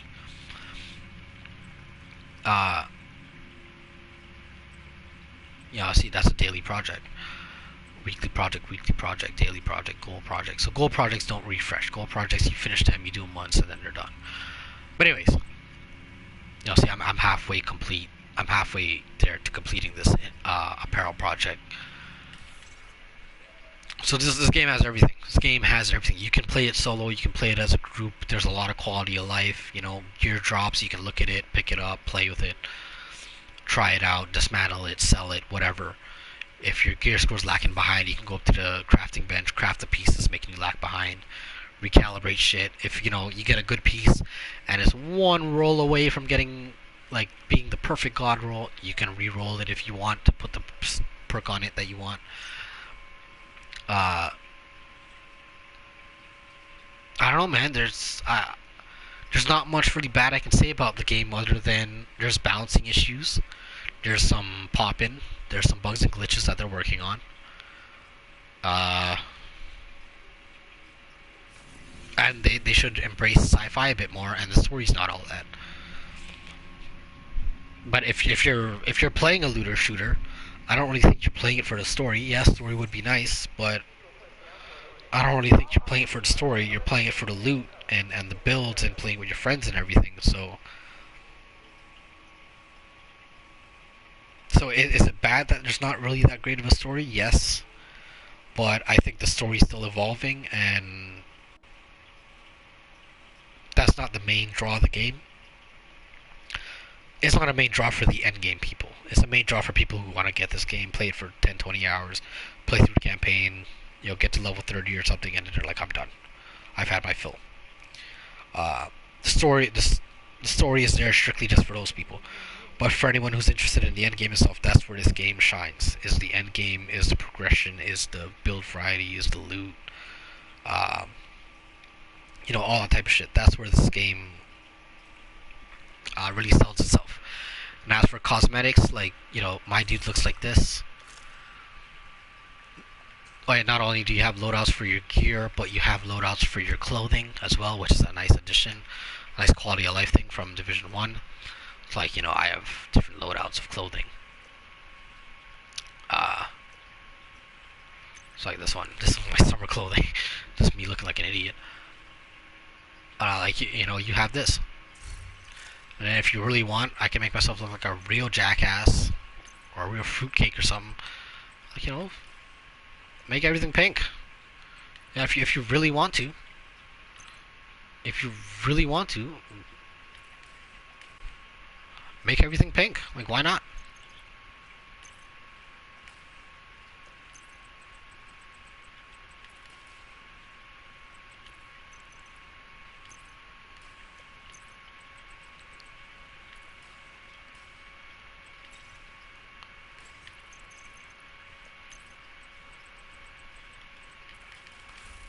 Bam. Look at that. I'm a fucking starburst now. But, this is what I mean. They've improved a lot on the cosmetic side. They've improved, like, no matter which way you look at this game, they've improved upon it. Why did I overwrite it? Fuck. I'm stupid. We're just stupid. Yeah, I can't really say what else to do. This game has replaced Destiny for me. I like Destiny. Destiny's fine. It's great and everything is wonderful, but especially because the annual pass costs a decent amount of money, especially in Canada. I was not looking forward to it. I was not looking forward to the annual pass, and from everything I've seen about it, doesn't seem like it's that worth it. Don't get me wrong, the new Gambit mode and Reckoning, those all look nice and great and all, but it's only Gambit. Like, the whole new DLC is only Gambit. And so if you're not into Gambit, that whole DLC is worthless. And the first DLC, Black Armory, was just some weapons and the little forge mode type thing, which is, I don't know, by Destiny's. You know, for how much we've been playing Destiny, the forge mode was bare bones standard. Like, it was nothing special. I didn't even care. I watched someone play it, and I said, I've done this like 6 times over in Destiny. There's really no change, and the weapons don't even seem that great.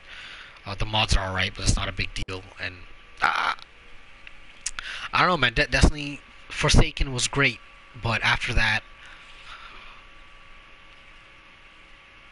I don't know, man. After that, with the annual pass and everything, and the split from Activision, I don't know how that's affecting them, but it's not that great to me anymore. It's still a great. Sorry, it's still a great game, but for what you get from the annual pass, it's not that great. And you know, to keep playing that game right now, you kind of need the annual pass.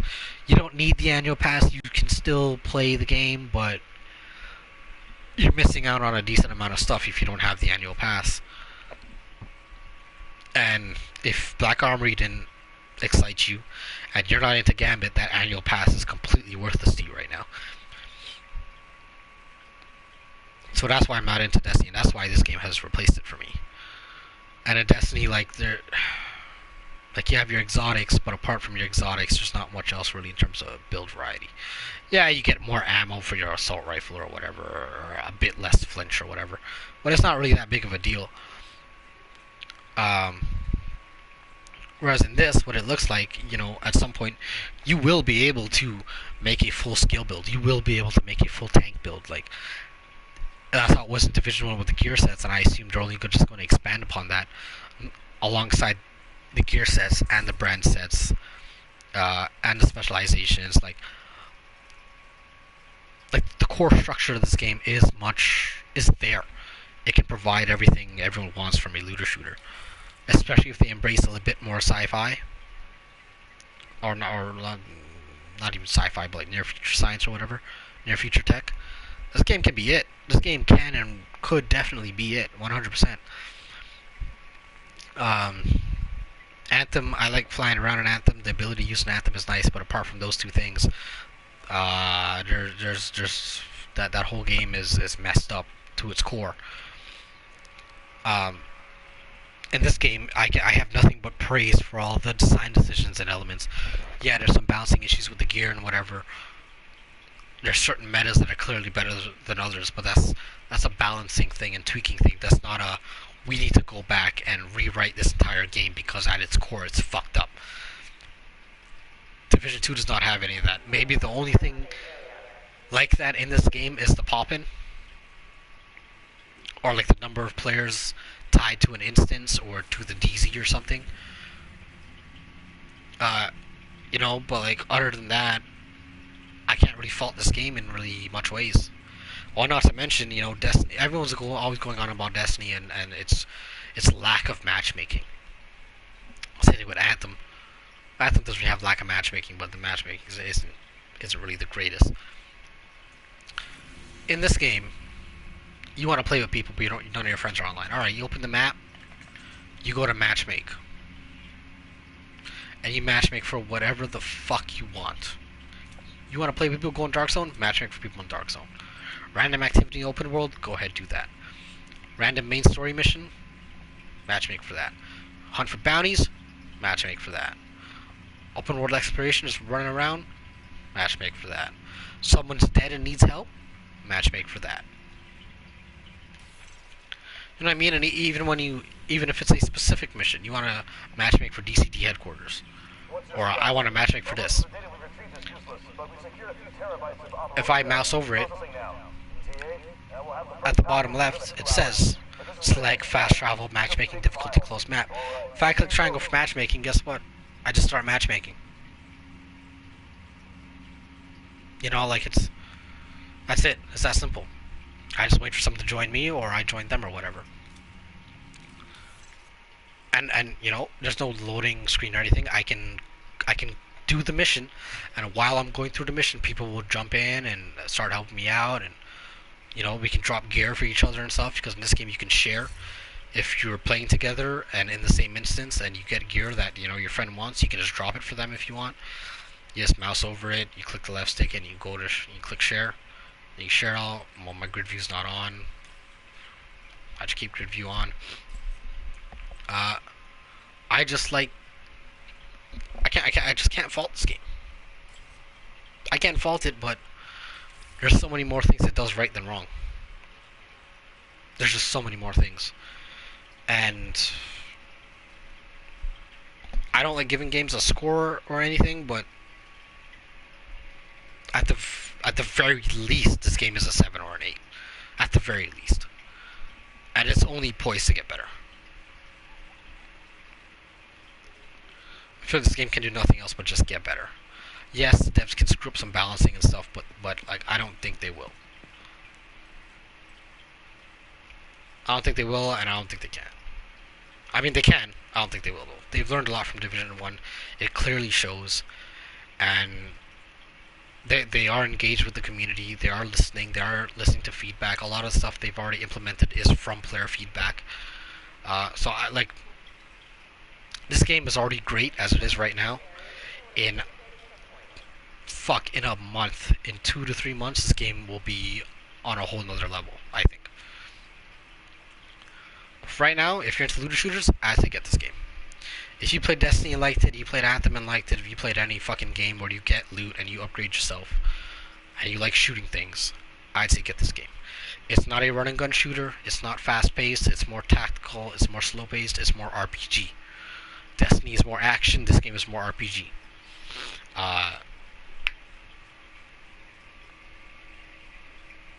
Yeah, I guess that's my review. If I had to give it a number, I don't like giving games number. I just like giving games a hey, should you play this? Should you not play it? Based on its comparisons to the rest of the games in its genre. Like to me, like The Witcher 3 and God of War to me are both almost 10 out of 10 games, but for different reasons, for different respects.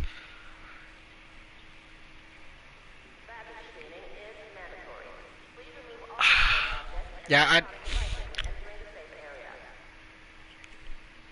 I'd give this game an 8.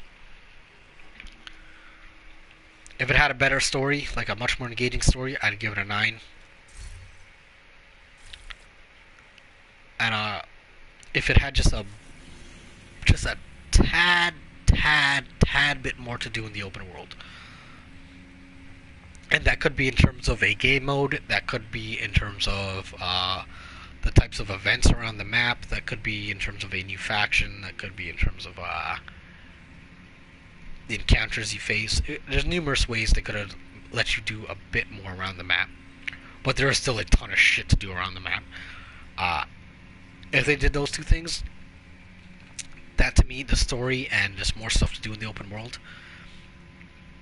or maybe more event type things to make the open world a bit more lively and a bit more dynamic. It's already dynamic as fuck as it is, but I mean, not in terms of enemies, but in terms of player. Like, you know, maybe like how I said about the prototype weather thing. If this place is in a perpetual storm, what would be cool is if not only is it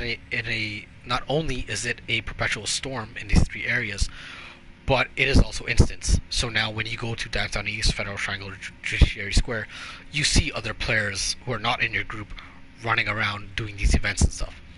That would be cool as well to me. That to me is what would take this game from an 8 to a 9 or a 10. Stuff like that. But like, the game has secrets, it has lore, it has some story, it has a lot of lore, it has stuff to do in the open world, with or without your friends. It has matchmaking for everything. It has 3 fucking dark zones now. 1 occupied if you like the no holds barred, and 2 regular ones if you like, you know, going into the dark zone but not getting completely shat on by someone with a way better build than you.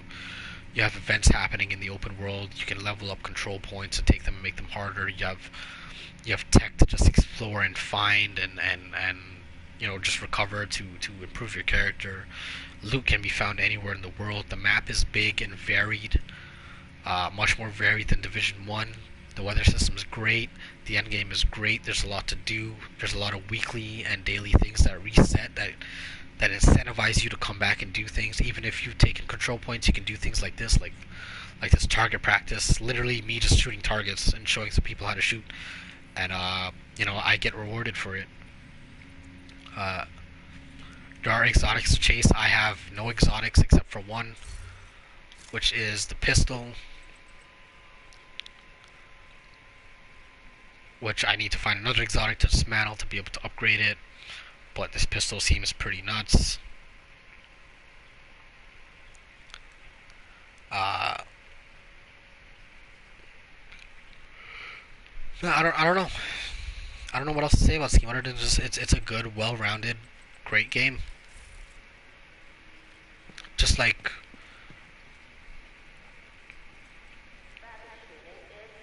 oh, and here my comparison to Witcher and God of War. Like, look, I love The Witcher. I love God of War. Witcher to me is a 10 out of 10 because of the story and the graphics in the world. I'm not a huge fan of the combat in The Witcher 3. But it's that the game is still a 10 out of 10 to me because the story is almost unparalleled. The story in The Witcher 3 is up there with Mass Effect for me. And so is the story for God of War. But I would recommend God of War over The Witcher because God of War is a more complete package. Not just in terms of story, like, it's a good story and it's a shorter game, but the combat is way better in God of War. God of War is much more streamlined. It's not as complex or convoluted as it needs to be. It still has RPG mechanics. The graphics are so fucking amazing, but whereas Witcher, you might play the game and you'll love the story but hate the combat. God of War, you just pretty much love every part of it. Exploring, fighting, story, everything.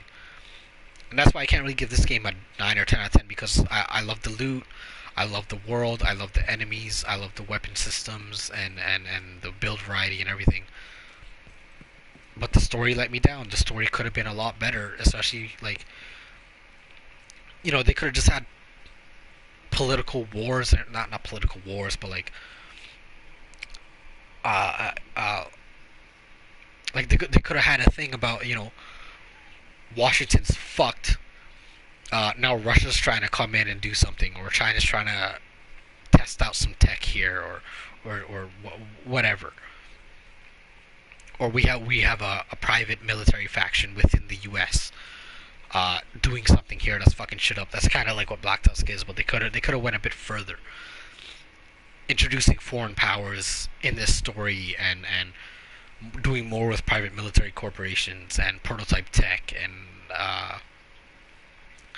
you know, just kind of embracing a bit more science fiction side of the story rather than just staying really hardcore and gritty and down to earth, which is what Tom Clancy is. And I understand it's Tom Clancy, but they could incorporate a bit of shit Future Soldier from Ghost Recon Future Soldier. You know, bring in some shit from that game into this game. Bring in a bit of stuff from Metal Gear, maybe a bit of stuff from Titanfall, like the weapons or something. Um, let me be a trap person. Let me throw C4 down or mines and or like Bioshock thing where you could shoot a bolt to one wall and a bolt to another wall and it would have like an electrified wire that everyone walks through and gets electrified or something. Uh, let that be a skill or something like that, or let it just be a weapon that I can just use instead of my light machine gun or something. Let me be a trap specialist, or let me be a drone specialist where instead of me using guns, I'm just a drone dude who just I get my own little RC car to drive around, and I can spec my RC car more into, you know, healing people or buffing people or dropping specialized ammo crates for people or doing damage to people or what the fuck ever. And then, you know, my one skill is my RC car, my other skill is my drone, and then my main weapon is me putting down a turret and, you know, staying far away behind cover and remote controlling that turret. You know, maybe that's the thing, but I have no health, no armor, you know, none of that shit. But I'm a different way. Like a sniper can play long range because he has a sniper. A drone dude could play long range because he has a drone. But right now, the only way to play long range is with a sniper. So I would like to see them do that. Just more build variety, more creative ways to play the game, but still keep it a cover-based tactical shooter. Or maybe you make it a run and gun thing where, you know, you have your drones always protecting you, or you have a certain special Kevlar armor, or like I don't know, some shit. You could do a lot. There's a lot of inspiration from all these different types of games that you could incorporate into this game. And I know it won't fit exactly because it is a it's a down to earth realistic game, but it's a video game. Like, we can take liberties. I can already take my 50 caliber sniper and pop a dude 2-3 times in the head and he still won't die, maybe because he has armor on or, you know, whatever. I'm fine with that. It's a video game. I don't care. This is how RPGs and looter shooters and shit. This is how it works. I don't go into Skyrim and complain that I'm smacking this fucking half-dead zombie skeleton type thing with my fucking Mace of Molag Bal and he's not fucking dying. Like, I don't complain about that. And I won't complain about it in a realistic setting with guns because it doesn't matter to me. I'm playing a video game. I know it's a video game. You can take liberties with it, and I think they are, and I think that's exactly what they need to do to make this game even better, and, you know, to really give Destiny competition and give Anthem competition, you know, to bring the more science fiction, you know, space magic type people over to this game. You could incorporate sci-fi. You could be like, hey man, you know, you can't come in this game and, you know, summon wizards and make magic and shit, but what you could do is spawn a bunch of drones and be a trap specialist and spec all into debuffs. You know, every third bullet you hit someone with, they get procced with bleed or fire or some shit, or, you know, they get blinded, or you have a sniper with a certain attachment that can blind people if you aim at them for the right amount of time, or there's just a lot of things you could do. There's just a lot of things you could do with this game, and I just don't know when that stuff will be done. I hope it's done sooner than later. I know they are fixing the game and fixing the you know, the high priority glitches and stuff. But I see this game can have a lot of potential. It can have a lot of potential. It can get a lot done. I see it doing things that, well, that maybe not a lot of other games can do. Like, you know, Destiny and Anthem, for example, the two biggest ones that everyone was hyped for, more or less. I know there's Warframe and everything, but, you know, those are the two biggest games out right now on console for the looter shooter space, and you can't share gear in either of those games, whereas this game you can. Destiny's bounty system kind of lackluster. This bounty system's great. Uh, you log into Destiny. My fault. You log into Destiny on Tuesday reset. You do your Dreaming City stuff. You do your weekly prime engrams and whatever, and that's it. You're done. Other than the raid, that's all there is to do in Destiny. Whereas this, every day there's something new. Every week it resets. Every day there's something new. The fact that the game just came out and they already put out an apparel event, a clothing event. Like what? Like the game just came out and you put out a clothing event? I mean, great. Like, fucking awesome. I didn't expect that, but awesome. Uh, it's honestly, I don't really know why you would pick Destiny or Anthem over this, unless you just love space and the magic type thing in first-person shooters. I don't know why you'd pick these games over this. I love Destiny. I think Destiny has a shit ton of potential. I still think Destiny can be the most fun game to play. Anthem can be the most fun game to play as well, but Anthem needs to do a lot more, whereas Destiny has done a decent amount of that. Those games are still lacking in other ways.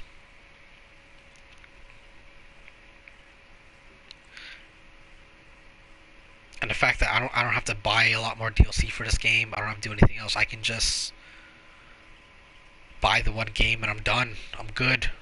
I'm set. My friend's not gonna buy DLC and he's not gonna leave me out. My 3 friends got the annual pass. They tried Gambit Prime and everything. I couldn't play it with them because I didn't have the annual pass, and they ended up not liking it that much. So they felt like they wasted their money. I'm happy I didn't buy the annual pass, but it is what it is. And this game, it's kind of learned from them where it's not segregating the audiences. Yeah,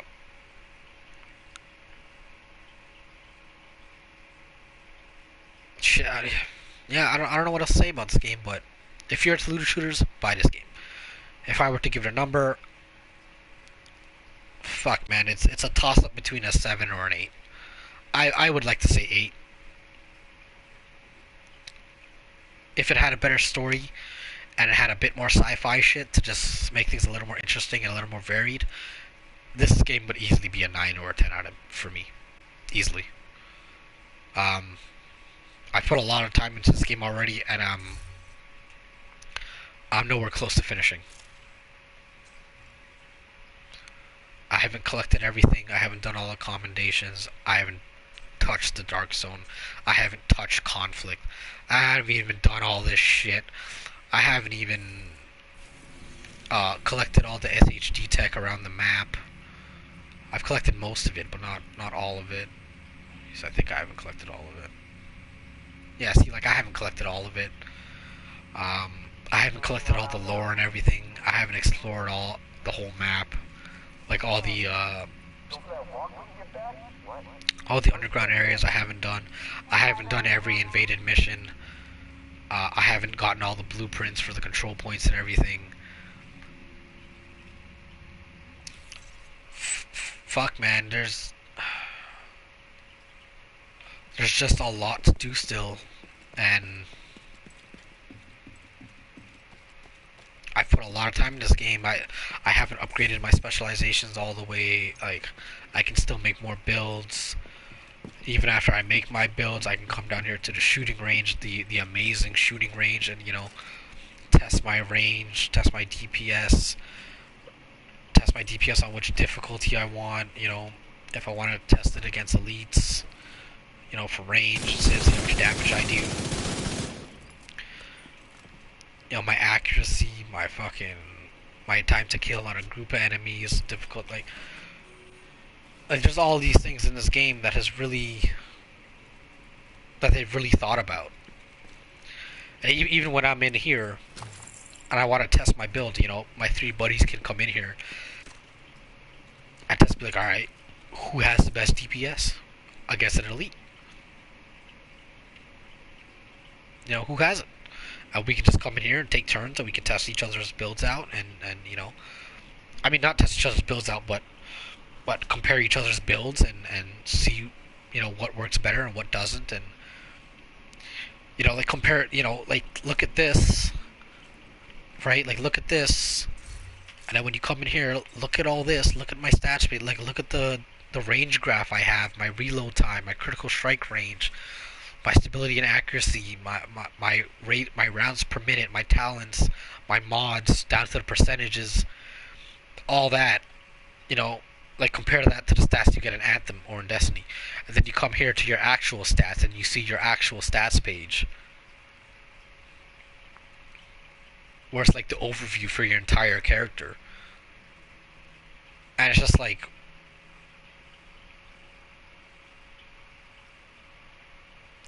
fuck, man. I can't see any of this in fucking Anthem. I can barely see any of this in Destiny. Like what? Uh, so it kind of goes to show you that yes, there's balancing issues and everything, but they do want you to experiment. They do want you to have different builds. They do want you to one up your friend's build or in damage or in whatever. Or they really want you to get into the nitty gritty of min maxing your build or figuring out what the best combination is for certain encounters and whatever. I don't know, man.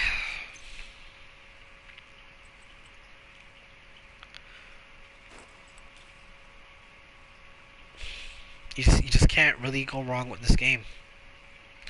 If you like looter shooters,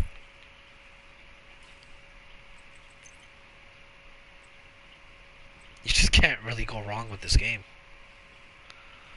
I don't know how else to put it. You just can't. But yeah.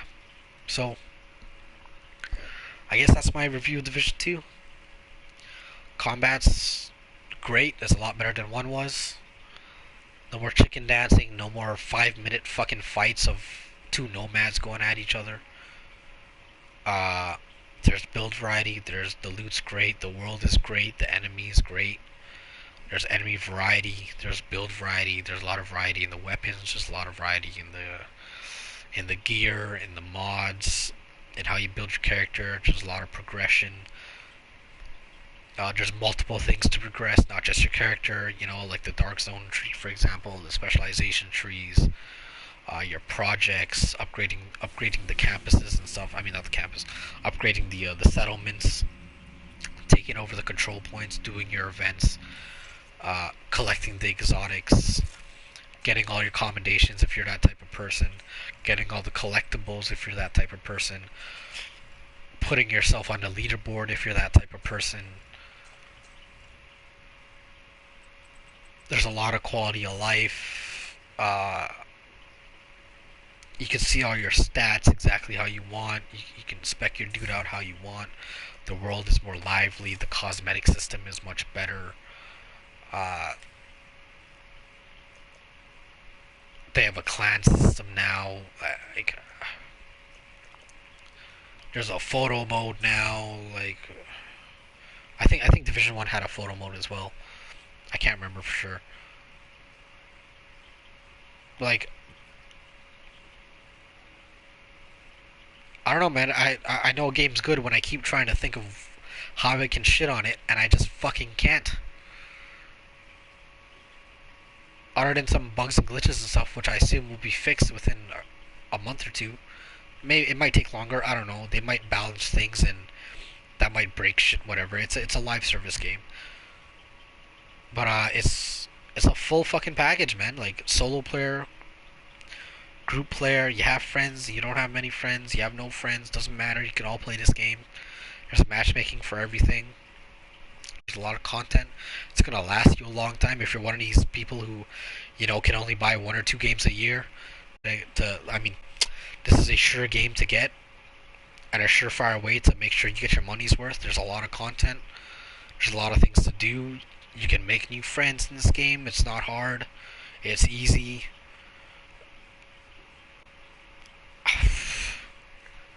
I don't know what else to say. It's just an overall great game. Uh, like massive. You've not only massive, but Ubisoft in general. Ubisoft has been doing great work. Massive has done great work with this.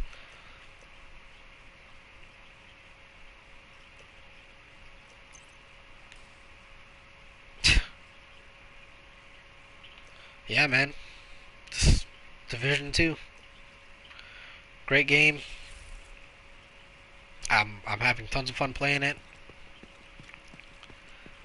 And it looks like I need to play it some more. I got way more shit to do. I'm nowhere close to being done yet.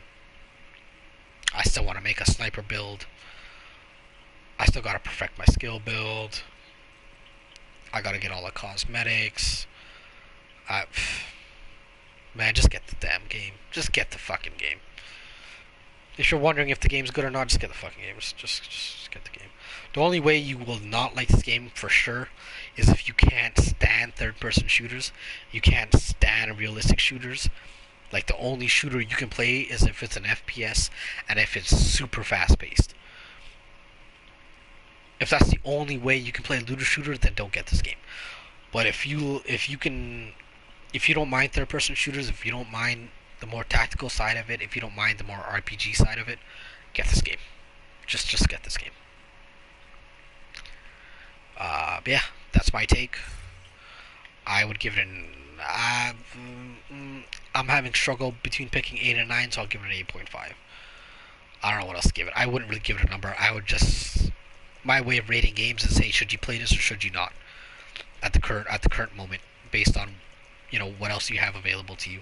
I would say if you're into looter shooters, if you're into third person shooting, if you're into loot, if you're into open world, if you're into the grind, the progression, RPGs, I'd say get this game.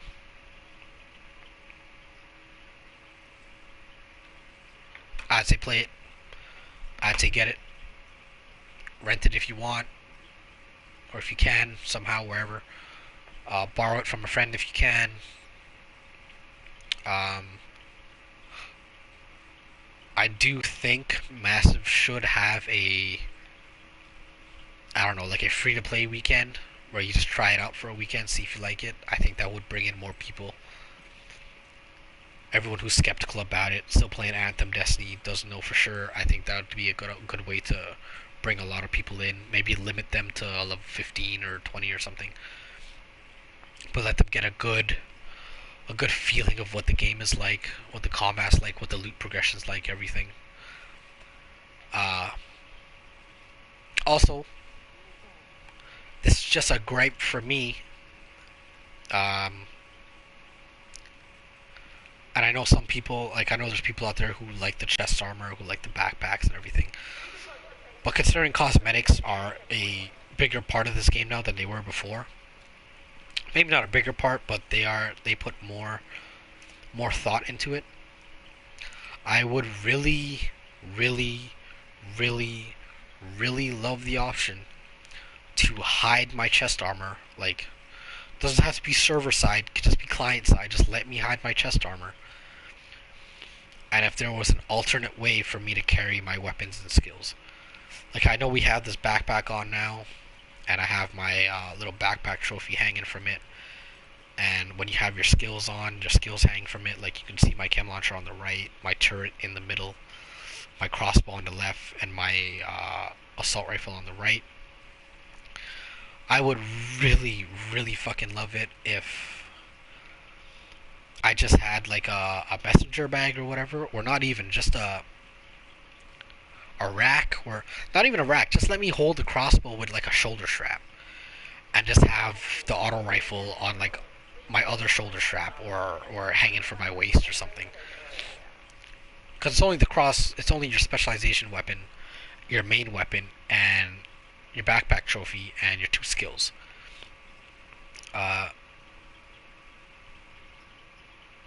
We have the option to show people's skills in the menu. Like, if someone joins you and you see their name, put on the option to show their skills, what skills they have. So I don't really think you need to have skills shown on the person.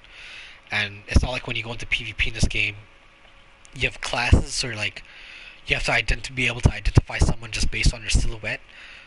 Everyone has virtually the same fucking silhouette, so I don't really see there. I don't really see a reason for there to not for you to not be able to hide your backpack or your chest armor. I really wish you could be able to do that. Some chest armor looks cool, some backpacks are nice, but they kind of just make my character look pretty convoluted and kind of messy.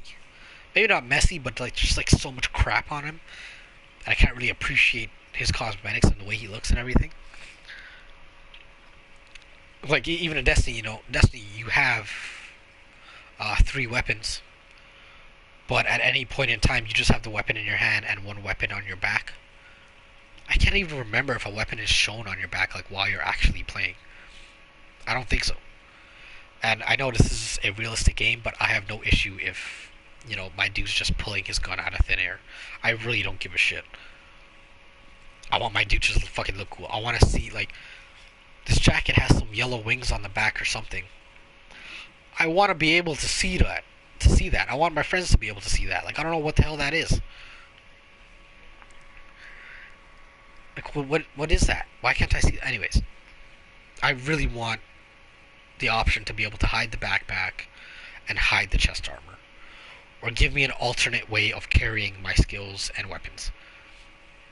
Like maybe one skill hangs from my left side holster on my left thigh, or one skill hangs from my right thigh, and maybe my backpack trophy hangs somewhere on my chest, off one of my shoulder straps for my weapons, and maybe I have just my specialization weapon on my back, hanging from a strap, or just sitting on my back, and my other weapon is just on my left waist, kind of like how it is in Anthem, sort of.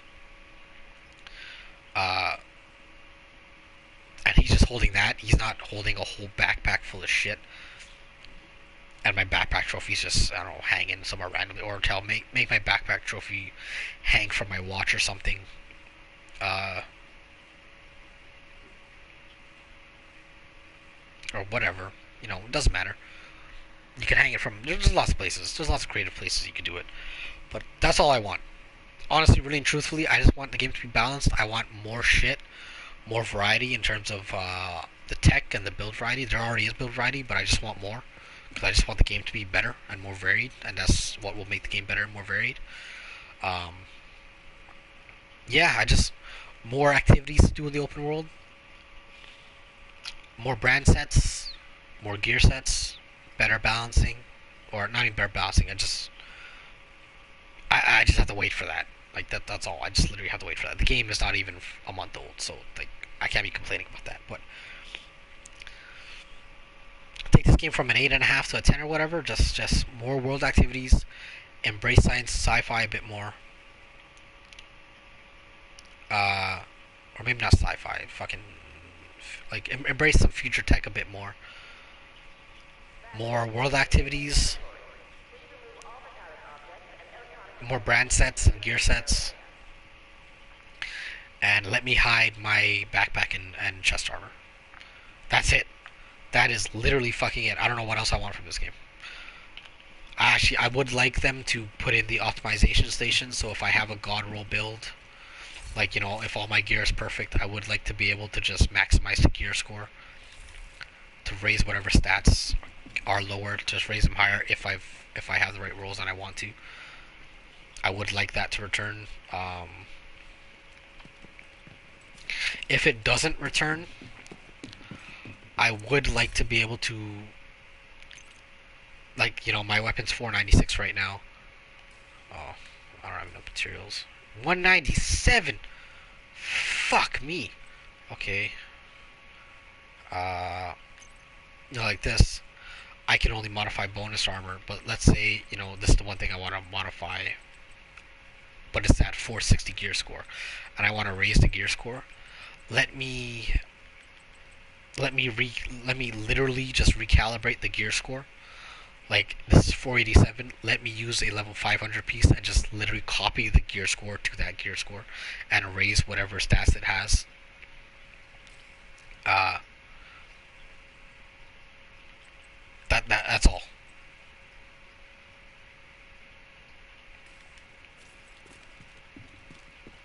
Yeah, that's really all. Maybe some small quality of life things, like maybe like increase the stash space or the inventory space, or give me a way to keep talents. Like if I just want to keep a talent, just give me a way to keep that talent. But yeah, man, I can't. There's nothing really else I can say. I like pretty much everything else about this game. Those are my only things I would really want more from the game, or how the game can improve. Yeah, it needs to be optimized a bit more with the pop-in and stuff, but that's literally it. I haven't really run into any other graphical problem. The T-posing thing that's been going on recently, they said they've already aware of that. They're trying to fix it. Uh, so whatever issues there are, they're on top of. Whatever issues there aren't, they're dealing with. Or they will find out, or we will find out. We'll make it apparent to them, and then they will deal with them. So, I'm happy with this game. I think anyone who's into literature should get it. Uh, I'm happy with what it is. I'm looking forward to what it will turn into. The devs are supporting it, and they will be supporting it. Cosmetics nice, enemies nice, combat's nice, stories whatever. Enemy variety's nice, the missions are cool. The game's very replayable, the world's great. There's a lot to do, there's a lot of content. Yeah, that's my review, man. Play this game. Play this game. Get this game. Run this game. Yeah. Alright. Peace out, people. Peace out. Oh. Oh. Oh. Oh. Oh. Oh. Oh. Oh. Oh, yeah.